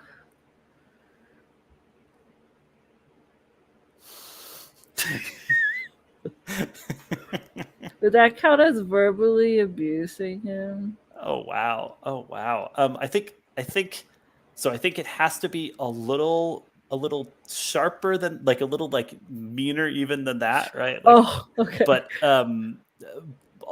I will ask, when you verbally abuse or shame someone you care about is the trigger for that. So you would have to care about Gordo for that to matter, right? No, I was just trying to shame him away. Fair. Yeah. Go ahead and pressure someone then. You're not proposing a deal. I'm just trying to get him to go. you're just trying to flim flam. Yeah. You're just basically saying like, don't bother me. Get out of here. Shoo, I'm scram. busy. Yeah. You when should you look pressure at the someone, old places. when you pressure someone to go along with you, roll with hustle. So please go ahead and make a roll with hustle. All right. Blam. I rolled a 10 again. Nice. Oh my gosh, I'm rolling like a king. And your hustle. Wow, your hustle's +1. Yeah. Okay. What is happening? On a hit, they see your point. They have to follow your lead for now or mark stress. Yeah. So I think Gordo kind of like just like nods and is like, all right. I see how it is. This isn't the last you've heard of me. I've got something that's the real deal here. So if you happen to see Zephyr, you tell her Gordo's got a lead on something big. As he kind of backs away and then disappears into the crowd, out here in the Metzio. And I shake my head to myself and I'm like, why? Why does my sibling hang out with these people? And I trudge into the flower shop building. Yeah, what do you say to Zephyr? I walk to the back, move all these extra boxes out the way, and I'm like, Zephyr, are you back here? Yeah, I'm probably curled up on like a pile of something soft but not comfortable. It's the best we got. Oh, there you are. I just like walk over. It's like, your friend Gordo was saying I had like a big score or something like that. You're not. I mean, I know you said it's not any of your friends or anything, so I guess they're not smart enough to pull anything big off, but I'm still a little worried. Did he say what it was? Oh, I didn't bother asking for details. They're not very articulate. Is there a phone equivalent in this world, or Yeah, so I went ahead and put in radios for people's like phone equipment. So because there's definitely there's some radio stuff in the cards. There's a card called wiretapping. So I think we can treat these treat like little handheld radios as kind of nearly phone equivalents with maybe like a bit of a walkie-talkie feel of like you've got to like right. tune them or know the frequency to use them or whatever. Yeah, so that's kind of where I'm at as far as that type of technology in here. Cool. Yeah, so I'm just like I don't know what Gordo was talking about. He's always got something or other going on. I'm probably not interested. What? Do you have stuff out front to take care of right now? Yeah, I have to write down measurements and then I have to figure out the shipment and get the fertilizer over here. You know, some people use fertilizers for bombs. Oh my god! I know that's yeah. I'll tell you what, just let me just like close my eyes for an hour and I'll come out and help you with whatever you need. All right? Okay, then. I mean, if you get your lizard guy over here to help, then you don't have to do that. Yeah, I know. I promise I'll be out real soon. Okay, take it easy. Don't strain yourself. No, I'm just gonna go to sleep right now. Just take a little nap. And as soon as Azazi walks out, I got Gordo on the radio. Beautiful. Let's take our second break, and when we get back here, we'll find out a little more about what Gordo has to propose. Take 10. Be back at 10 past the hour.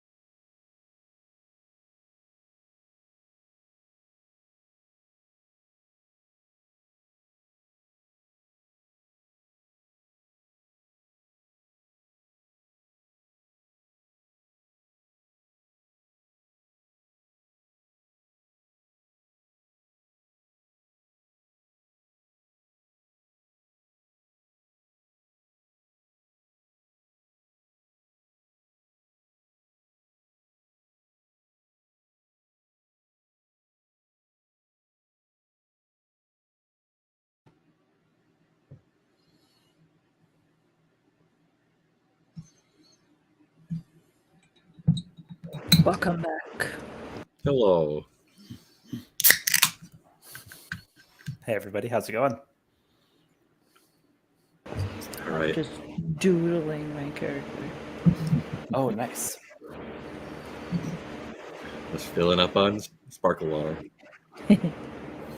Is it flavored? It is Summerberry. Spur? What's a spurberry? Summer. Oh, summerberry. Summerberry. That makes a lot more sense. So the drug that this whole setting turns on is this Halo stuff, but I kind of, for our purposes, invented the idea that it comes in different forms, just so that we can have the choice among drug moves that was built into Cartel, right? Where we've got there's liquid Halo, but there's also crystal Halo. So Azazi, you've picked as one of your secrets an addiction. Yes. Is that to a particular form of Halo? What type of addiction is it that has got its hooks into Azazi? I feel like it would be the crystal one because it could be easily disguised as something else. Nice. Like So it's jewelry or something. Oh man, yeah. This is seems like very sparkly jewelry, but it's actually extremely addictive. Crystal Halo.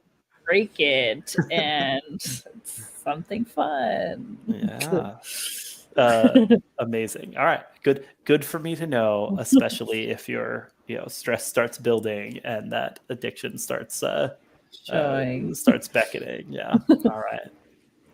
Yes. So as promised, we'll pick up with Zephyr. So Zephyr, you get on the radio, right, and you're calling up Gordo.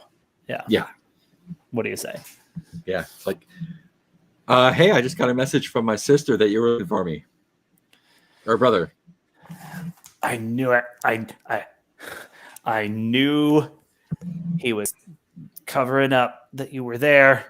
Listen. No, I'm not there. I'm not there. I had to take care of something else. Okay, sure. Listen, I got a scoop. Opportunity of a lifetime. We just need the boss to let us be the ones to take it on. All right. What's this? Who'd you hear this from? Little Bird told me there's an unsecured Halo storehouse down in the Caldaya. All the riveteers that were on duty for guarding this place, they got offed in the big hubbub back at the Crescendo. Nobody's replaced them yet. It's just ripe for the picking. What bird is this, and why aren't they taking it themselves? I may have promised them a little finder's fee. They're just too cowardly to go down there and nab it. But the intel's good. I'm gonna try and press him to get the truth out of him. I think. Yeah. It's Absolutely. Look, I can't. Trying to get the real deal from Gordo here. Yeah, look, if I don't know who we're working for or with, I can't do it, man. It's it's too much trouble, and how much I love trouble. That's got to be a lot. So just you got to give me something to work with. All right. When you try to get the truth out of someone, roll with hustle. That's a hustle. That's a +1. Cool. Mm-hmm. And do you have a special thing for getting the truth out of your gang, or no? It's just the normal get the truth for this. You've got something for trying to get them to follow your lead on something dangerous. Yeah, but that feels like it's a different that's scenario. The opposite almost. Let's see, +1, 2 dice, and let's do it. A 6, yeah. Nice. There's no mark XP on a fail or anything here, right? No, you got to get XP by hitting your keys. Yeah. Cool. Interesting. Yeah, you rolled a 6 on getting the truth from Gordo.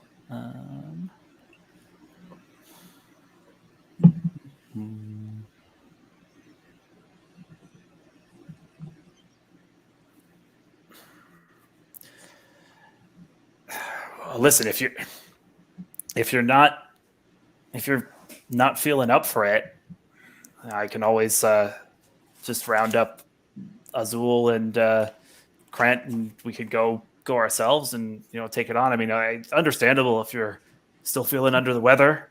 Not quite fighting fit yet. Yeah, you got that right. How are you feeling? I'm good. I'm feeling great. I'm feeling ready. Wow. Okay. Oh, it sounds like it could be a dangerous situation. Nothing we haven't handled before, right? All right, fuck it, let's do it. I'm willingly going into a dangerous situation without precautions. Nice. And Gordo, completely deflected when you were trying to learn more about what the deal was. So yeah, so I'll take the XP for that one. Nice. Nice. Go ahead and mark one stress for me as well as you kind of some part of you, maybe a part that speaks in Azazi's voice, is saying like, this is a bad idea. You've let yourself get goaded into something that might be troublesome. Yeah, I think like while I'm agreeing, I'm like, oh man, okay, yeah, let's this hurts, but let's do it, and probably slip out the back went letting Azazi know that I'm leaving. Oh, you're not even telling Azazi that you're disappearing. And of course, if Krent is part of your crew for this caper, Novia Shino is going to turn up to assist with the flowers. Mm-hmm. Yeah, that's amazing.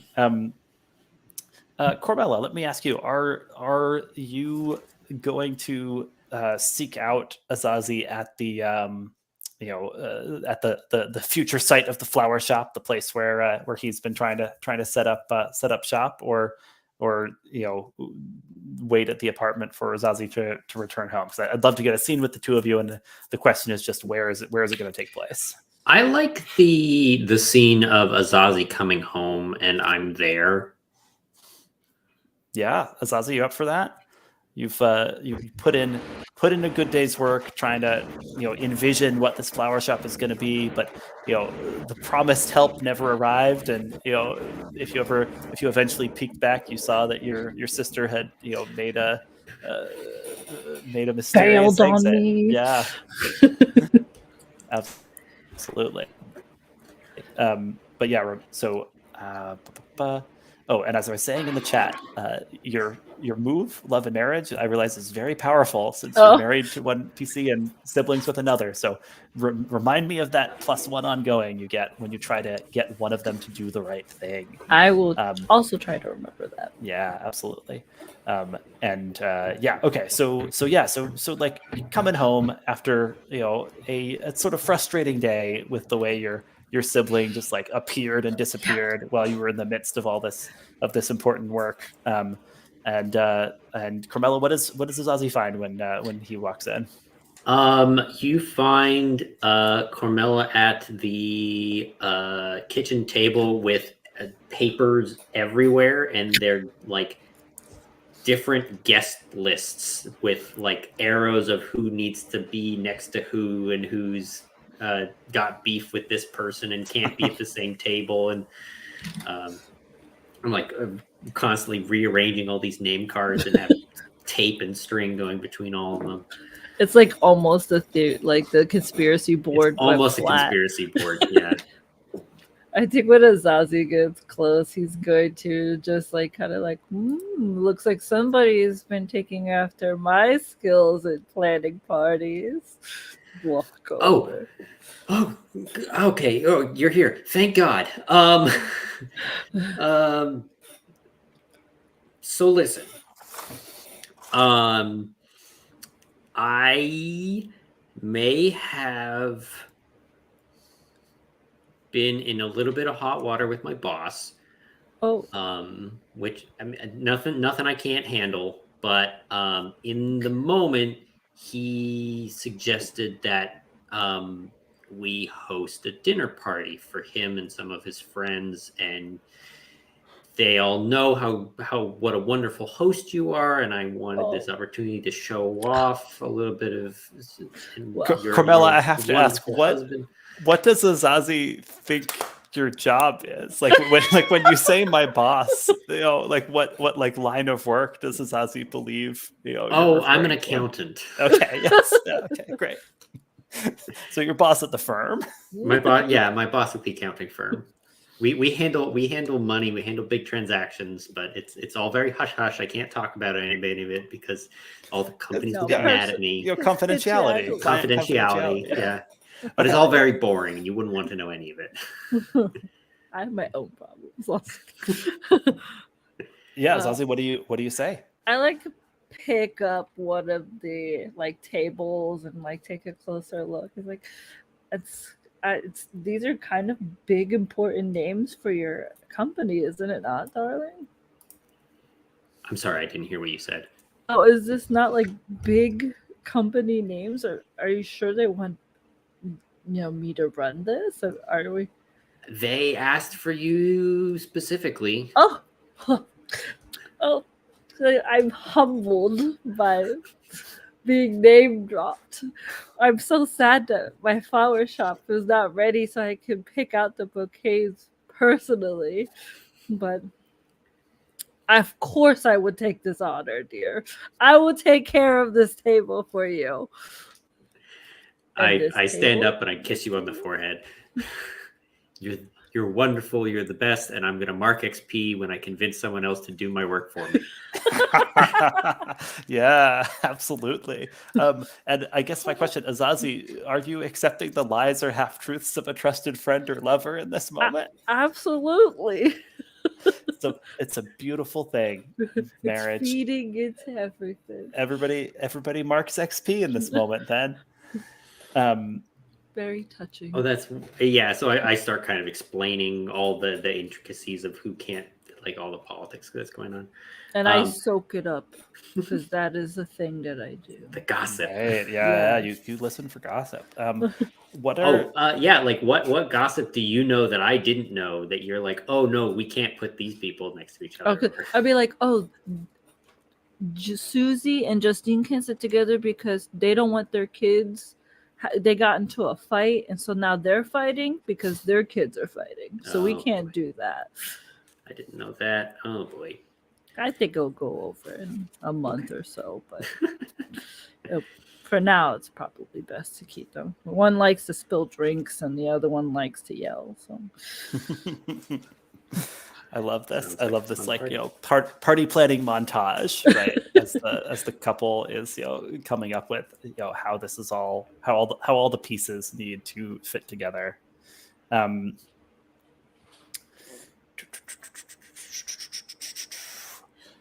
So what was like you spent all day at the flower shop?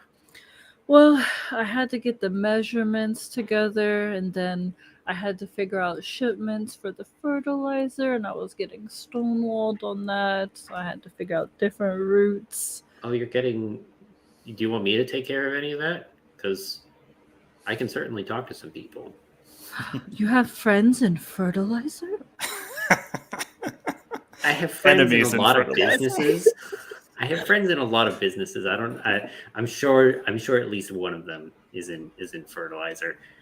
Oh. Mentally going through, I know a lot of people in fertilizer. Then I mean, I'm not gonna say no to wherever those delicate hands of yours pluck from. I'm sure that I can find something. I would just make a note of it and put a crystal magic wall up and write a note in it and disappear it. Cormella, what distracts you such that you're focused on something else for a crucial minute or two here? I ask leadingly. Yeah. I think that I start thinking about that that note that I got. Like Azazi's clearly got this party Cat. thing going, and now I can actually like devote some brain power to. Okay, there's an angel. What's this deal? Why haven't I heard anything about it? Where would they be hiding it? Kind of a thing. Yeah, that's good stuff. So And so while I'm just kind of absentmindedly staring at the fridge. yeah, those ice box. Yeah, well, Carmella's kind of off in her own world for a moment. Azazi, there's a like like kind of soft knock on the door, and then something slides in under the door, an envelope. You're right near it. Cormella's kind of staring off into space. What do you do? Oh, I think it's one of my papers, and I pick it up. Yeah, It's like, absolutely. oh, we got the note. And you open it up. Oh, instantly. Yeah. Inside there's a photograph of your love child, like playing, on like a play structure right at the school, and the kid is circled, and there's a little like note in kind of small neat handwriting right next to it that says like, spot the resemblance, meet me tomorrow at midnight for more. Not the vampire hours. I think instantly it goes straight into my breast pocket. Just disappearing this. Absolutely. Yeah.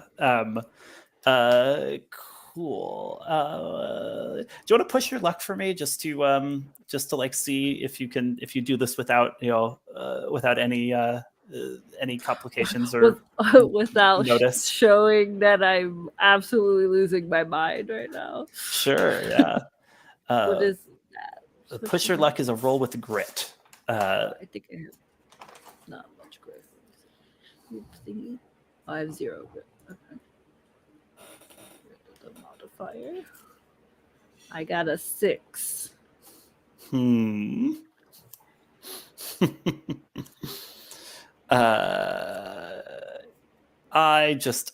I think you do this, then you turn around and spot your own face in the mirror and realize how guilty you look, right? Like how Sweating and yeah, absolutely. eye twitching. Mark a stress and tell me what you do to try and compose yourself before Cormella notices what's going on. I'm like, oh, I have to go. I gotta go use the bathroom, and I run to the bathroom. Is that where your stash of yes. crystal halo is potpourri? hidden the away? Potpourri, Yes. Oh, it's not man. actually all potpourri. Yeah. So is this the moment for a stress move? I think here's what I'll say. You rolled a miss. I am kind of pushing on your stress moves here. You can either lose yourself in a substance, to try and take the edge off, or the stress will keep mounting. So I think you were. What stress were you at after the I'm back the miss at there? 2. Back at 2. Okay, yeah. So you can either try to clear stress now, or the stress, or go up to 3 stress. What do you do? I think once Azazi gets to the bathroom, it's kind of hovering over the potpourri, thinking the beads of sweat are dripping on it, and just staring into it for a second, but then just kind of slides it back to where it is and just trying to hold off on it for now. All right.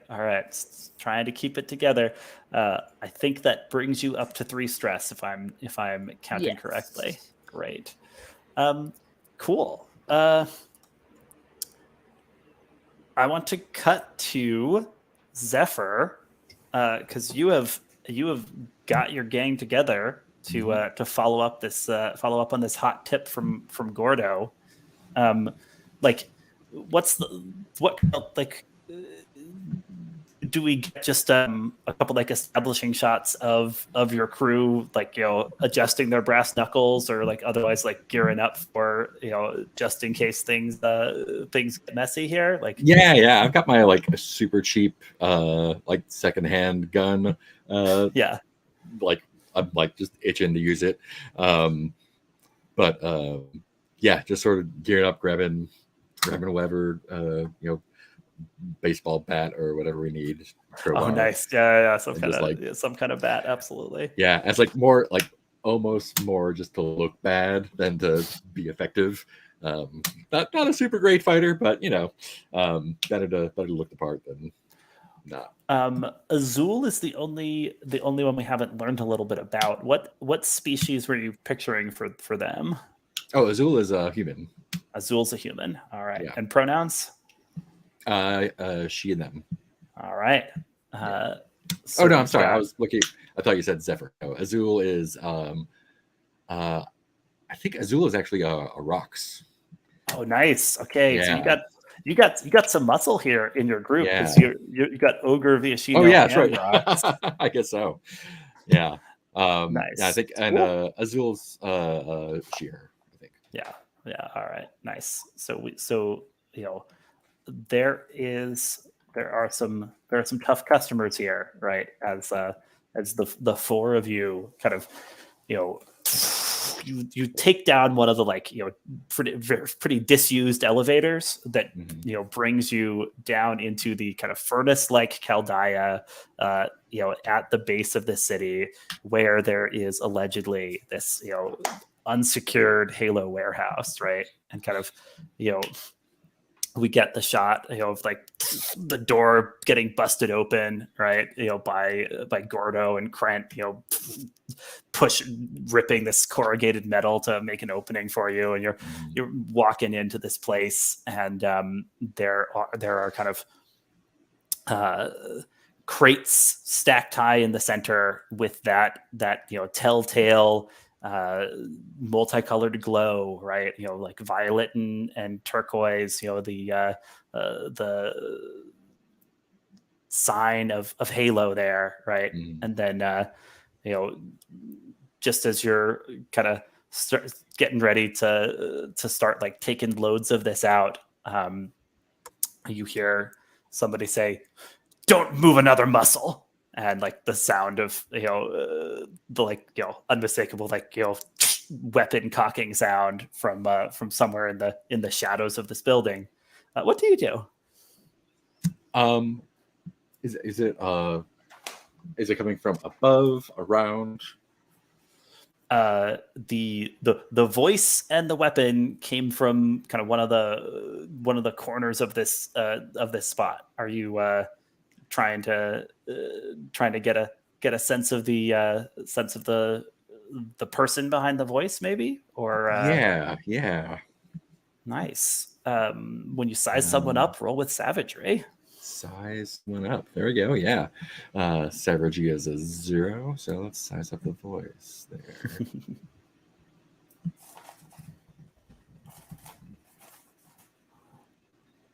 Seven.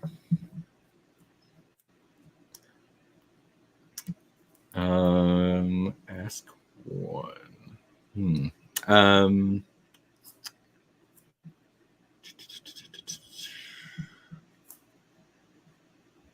How can I get you to show yourself? Okay. Yeah. Interesting. How could you get the owner of this voice to show themselves?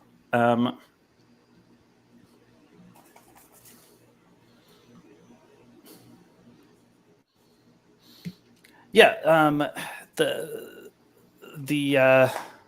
you know the tone when someone's itching for a fight. It's often a tone you yourself have had. You feel like you could probably goad this person into into more of a a showdown if you kind of disparage them for trying to spring an ambush that'd be more one-sided. Yeah. So I think I just yell out, and what are you going to do if we don't? Not move. What am I do? Don't you palookas? I'm going to perforate you. What do you expect? You probably can't even see us, and you probably I see you fine. Yeah, you probably couldn't hit us from wherever you are. Besides, one of you, 4 of us, you might take down one of us, but you're going to be in a world of hurt after the rest of us get to you. Oh, you think so, do you? Yeah, I think I'll give it to you because I don't know that it's another move yet, right? So I think there's a grumbling, like cursing under breath noise, and then like stepping out of the shadows is a raccoon folk, who's hefting the biggest gun you've ever seen, right? Like he is pulling a rocket raccoon here, right? Mm-hmm. With this massive arc spitter. Technically, it's this it's like a Tommy gun, but it shoots lightning instead of bullets. Mm-hmm. And it looks like it's sized for taking down exactly the type of big big prey that your crew represents with a rock, a Viashino, and an ogre. Right. And he's bares his fangs and just gesticulates with this thing, which is quite the feat, as he says. So you see, I'm not messing with you, but you better stop messing with my stash. Oh, this is your stash. Yeah, Gordo, finders keepers. I asked Gordo if this is the one who gave him. Oh no, I guess not. That doesn't make sense. Yeah, Gordo, you can say, Gordo, do you know this guy? And he'll shake his head. No. I was wondering if it was a setup, but probably not. Oh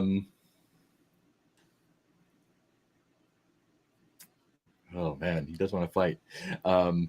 He wants to fight. He's got a really big gun. I think I would like to goad him into. So like, all right, so you got a big gun, and I got 3 big guys. What do you say? Both of us drop what we got, and just go at it man to man, or man to woman, or woman to raccoon. Gordo's like, you sure about this, Zephyr? That we kick his ass if he takes me down. And I'll throw it down. Like, I'll take my pistol out and drop it on the ground. Like, let's go. All right, yeah. So you're just going for the fisticuffs here. Yeah. If he drops his gun, that's cuffs there. Go ahead and pressure someone. Yeah.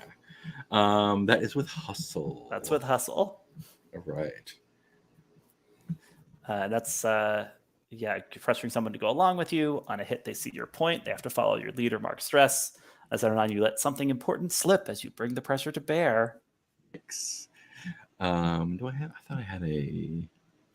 No, that was a skill. Okay. Cool. Let's do that. Pressure the raccoon. 2d6 plus 1. That's a 5. Yeah. No good. So he kind of like considers your proposal, looks at where you've thrown your gun to the ground, and he says, "Nah, I like my odds better this way," and opens fire. Lightning starts, blasting around. You see Krenko get clipped, right? And so Krent gets clipped, and Gordo's trying to drag him out. Should I do this? This is so there's a move called in the original get fucking shot. Get fucking shot. Yes. Here it's get crocting shot. Just throwing in some fake magic slang. The thing is, if you miss on it, you're dead, right? So this could be the like shortest lived Cartel character ever. But it feels like you tried to goad a guy with a gun and then Yeah. he And then started he shooting got you. goaded. Yeah. I think we gotta have Zephyr roll get crafting shot and Yeah. may the dice fall where they may. So this is one where you add +1 for each. It's a handgun or other small weapon. Nope, I described it as a really, really big gun. The shooter is an amateur and isn't trying to kill you. Also not true. Yeah. You have cover, body armor, or a bodyguard. Okay, I mean, how much are you? Yeah. Okay, so you feel like you would like duck behind your bigger friends. I think we would probably like we have a we are used to getting into fights, and so there's some kind of an understanding that the big guys kind of form a bit of a shield as you pull back to strategize. Sure. Yeah. All right. So you get a +1 for that.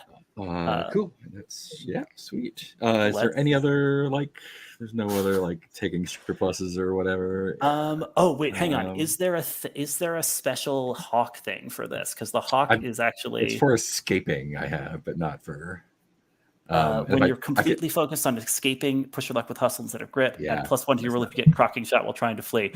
Well, if you're trying to flee, I'll count that for you. Like if at this point you're eating a retreat, you're not trying to flee. Okay, so you don't get your bonus from blessed here. All right. Okay, here we go. That's a 7. Okay. Well, that was a close one. Yeah. On a hit, you'll live. On the 7 and 9, you choose one, and the shooter chooses one. So the options are: it's bloody, you'll die without immediate aid; it's messy, the wound will leave an ugly scar; or it's painful, take -1 ongoing until you get some help. Since it's a sweet lightning gun, I think I'm going to take the wound leaves an ugly scar. Yeah, absolutely.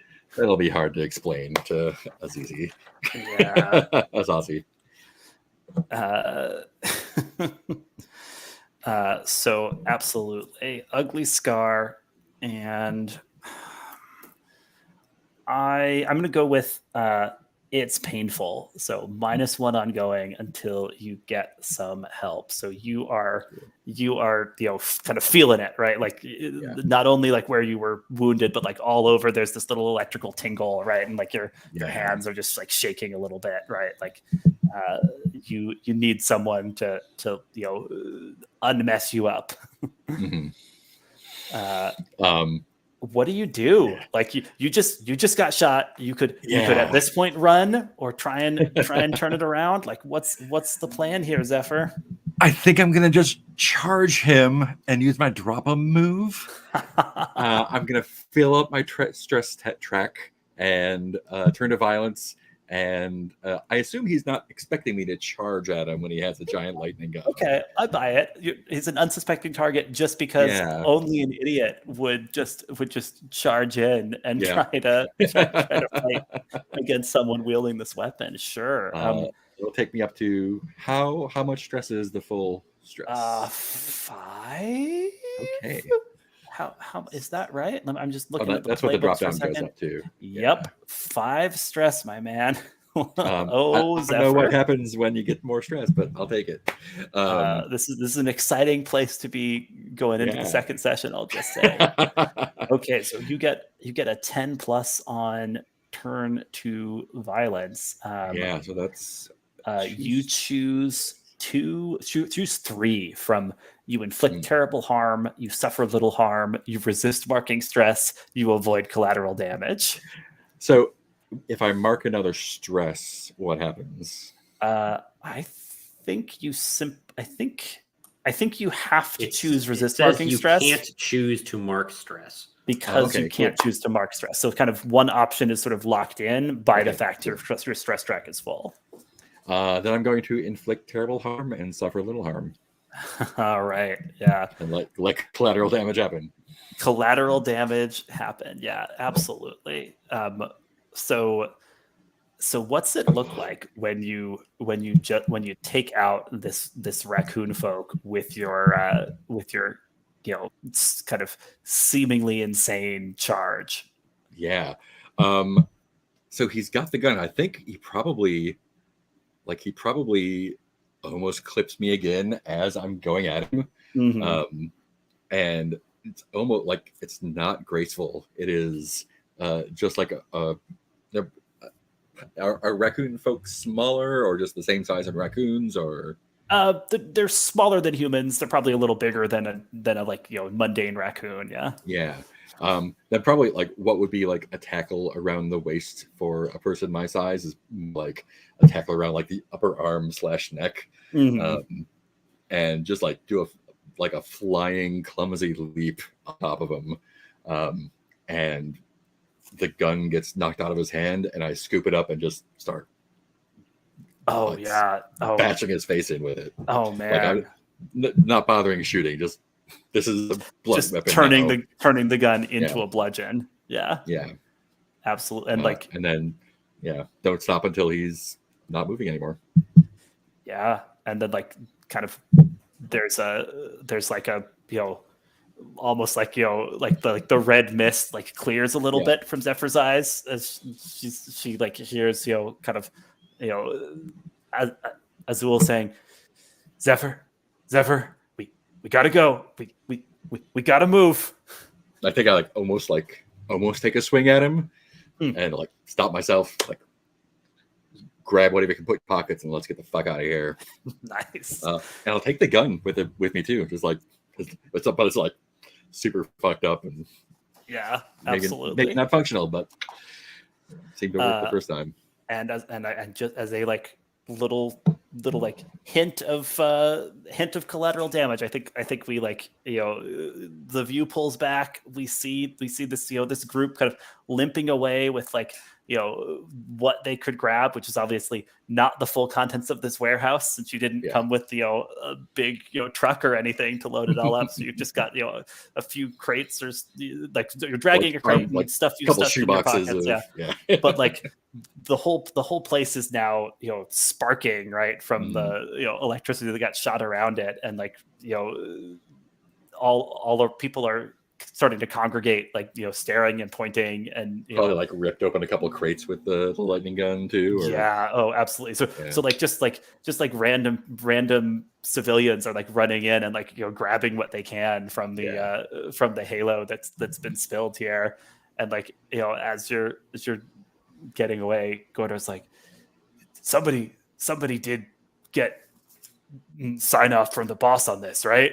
And like, shut the fuck up, Gordo. It's your fault. And scene for this evening.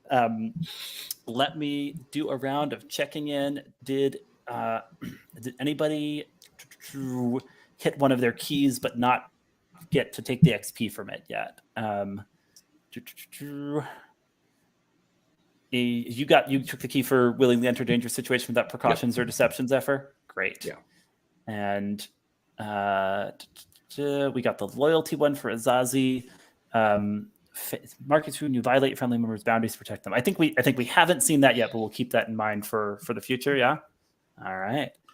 And Cormella, you picked clean, convince someone else to do your dirty work. And daring, not yet perilous situation, but we'll keep our eyes open for that. Cool. All right. Then let's wrap up here, and we'll be back next week with more Cartel on the streets of New Capenna. I am excited to see how things unfold for our intrepid criminals and family members.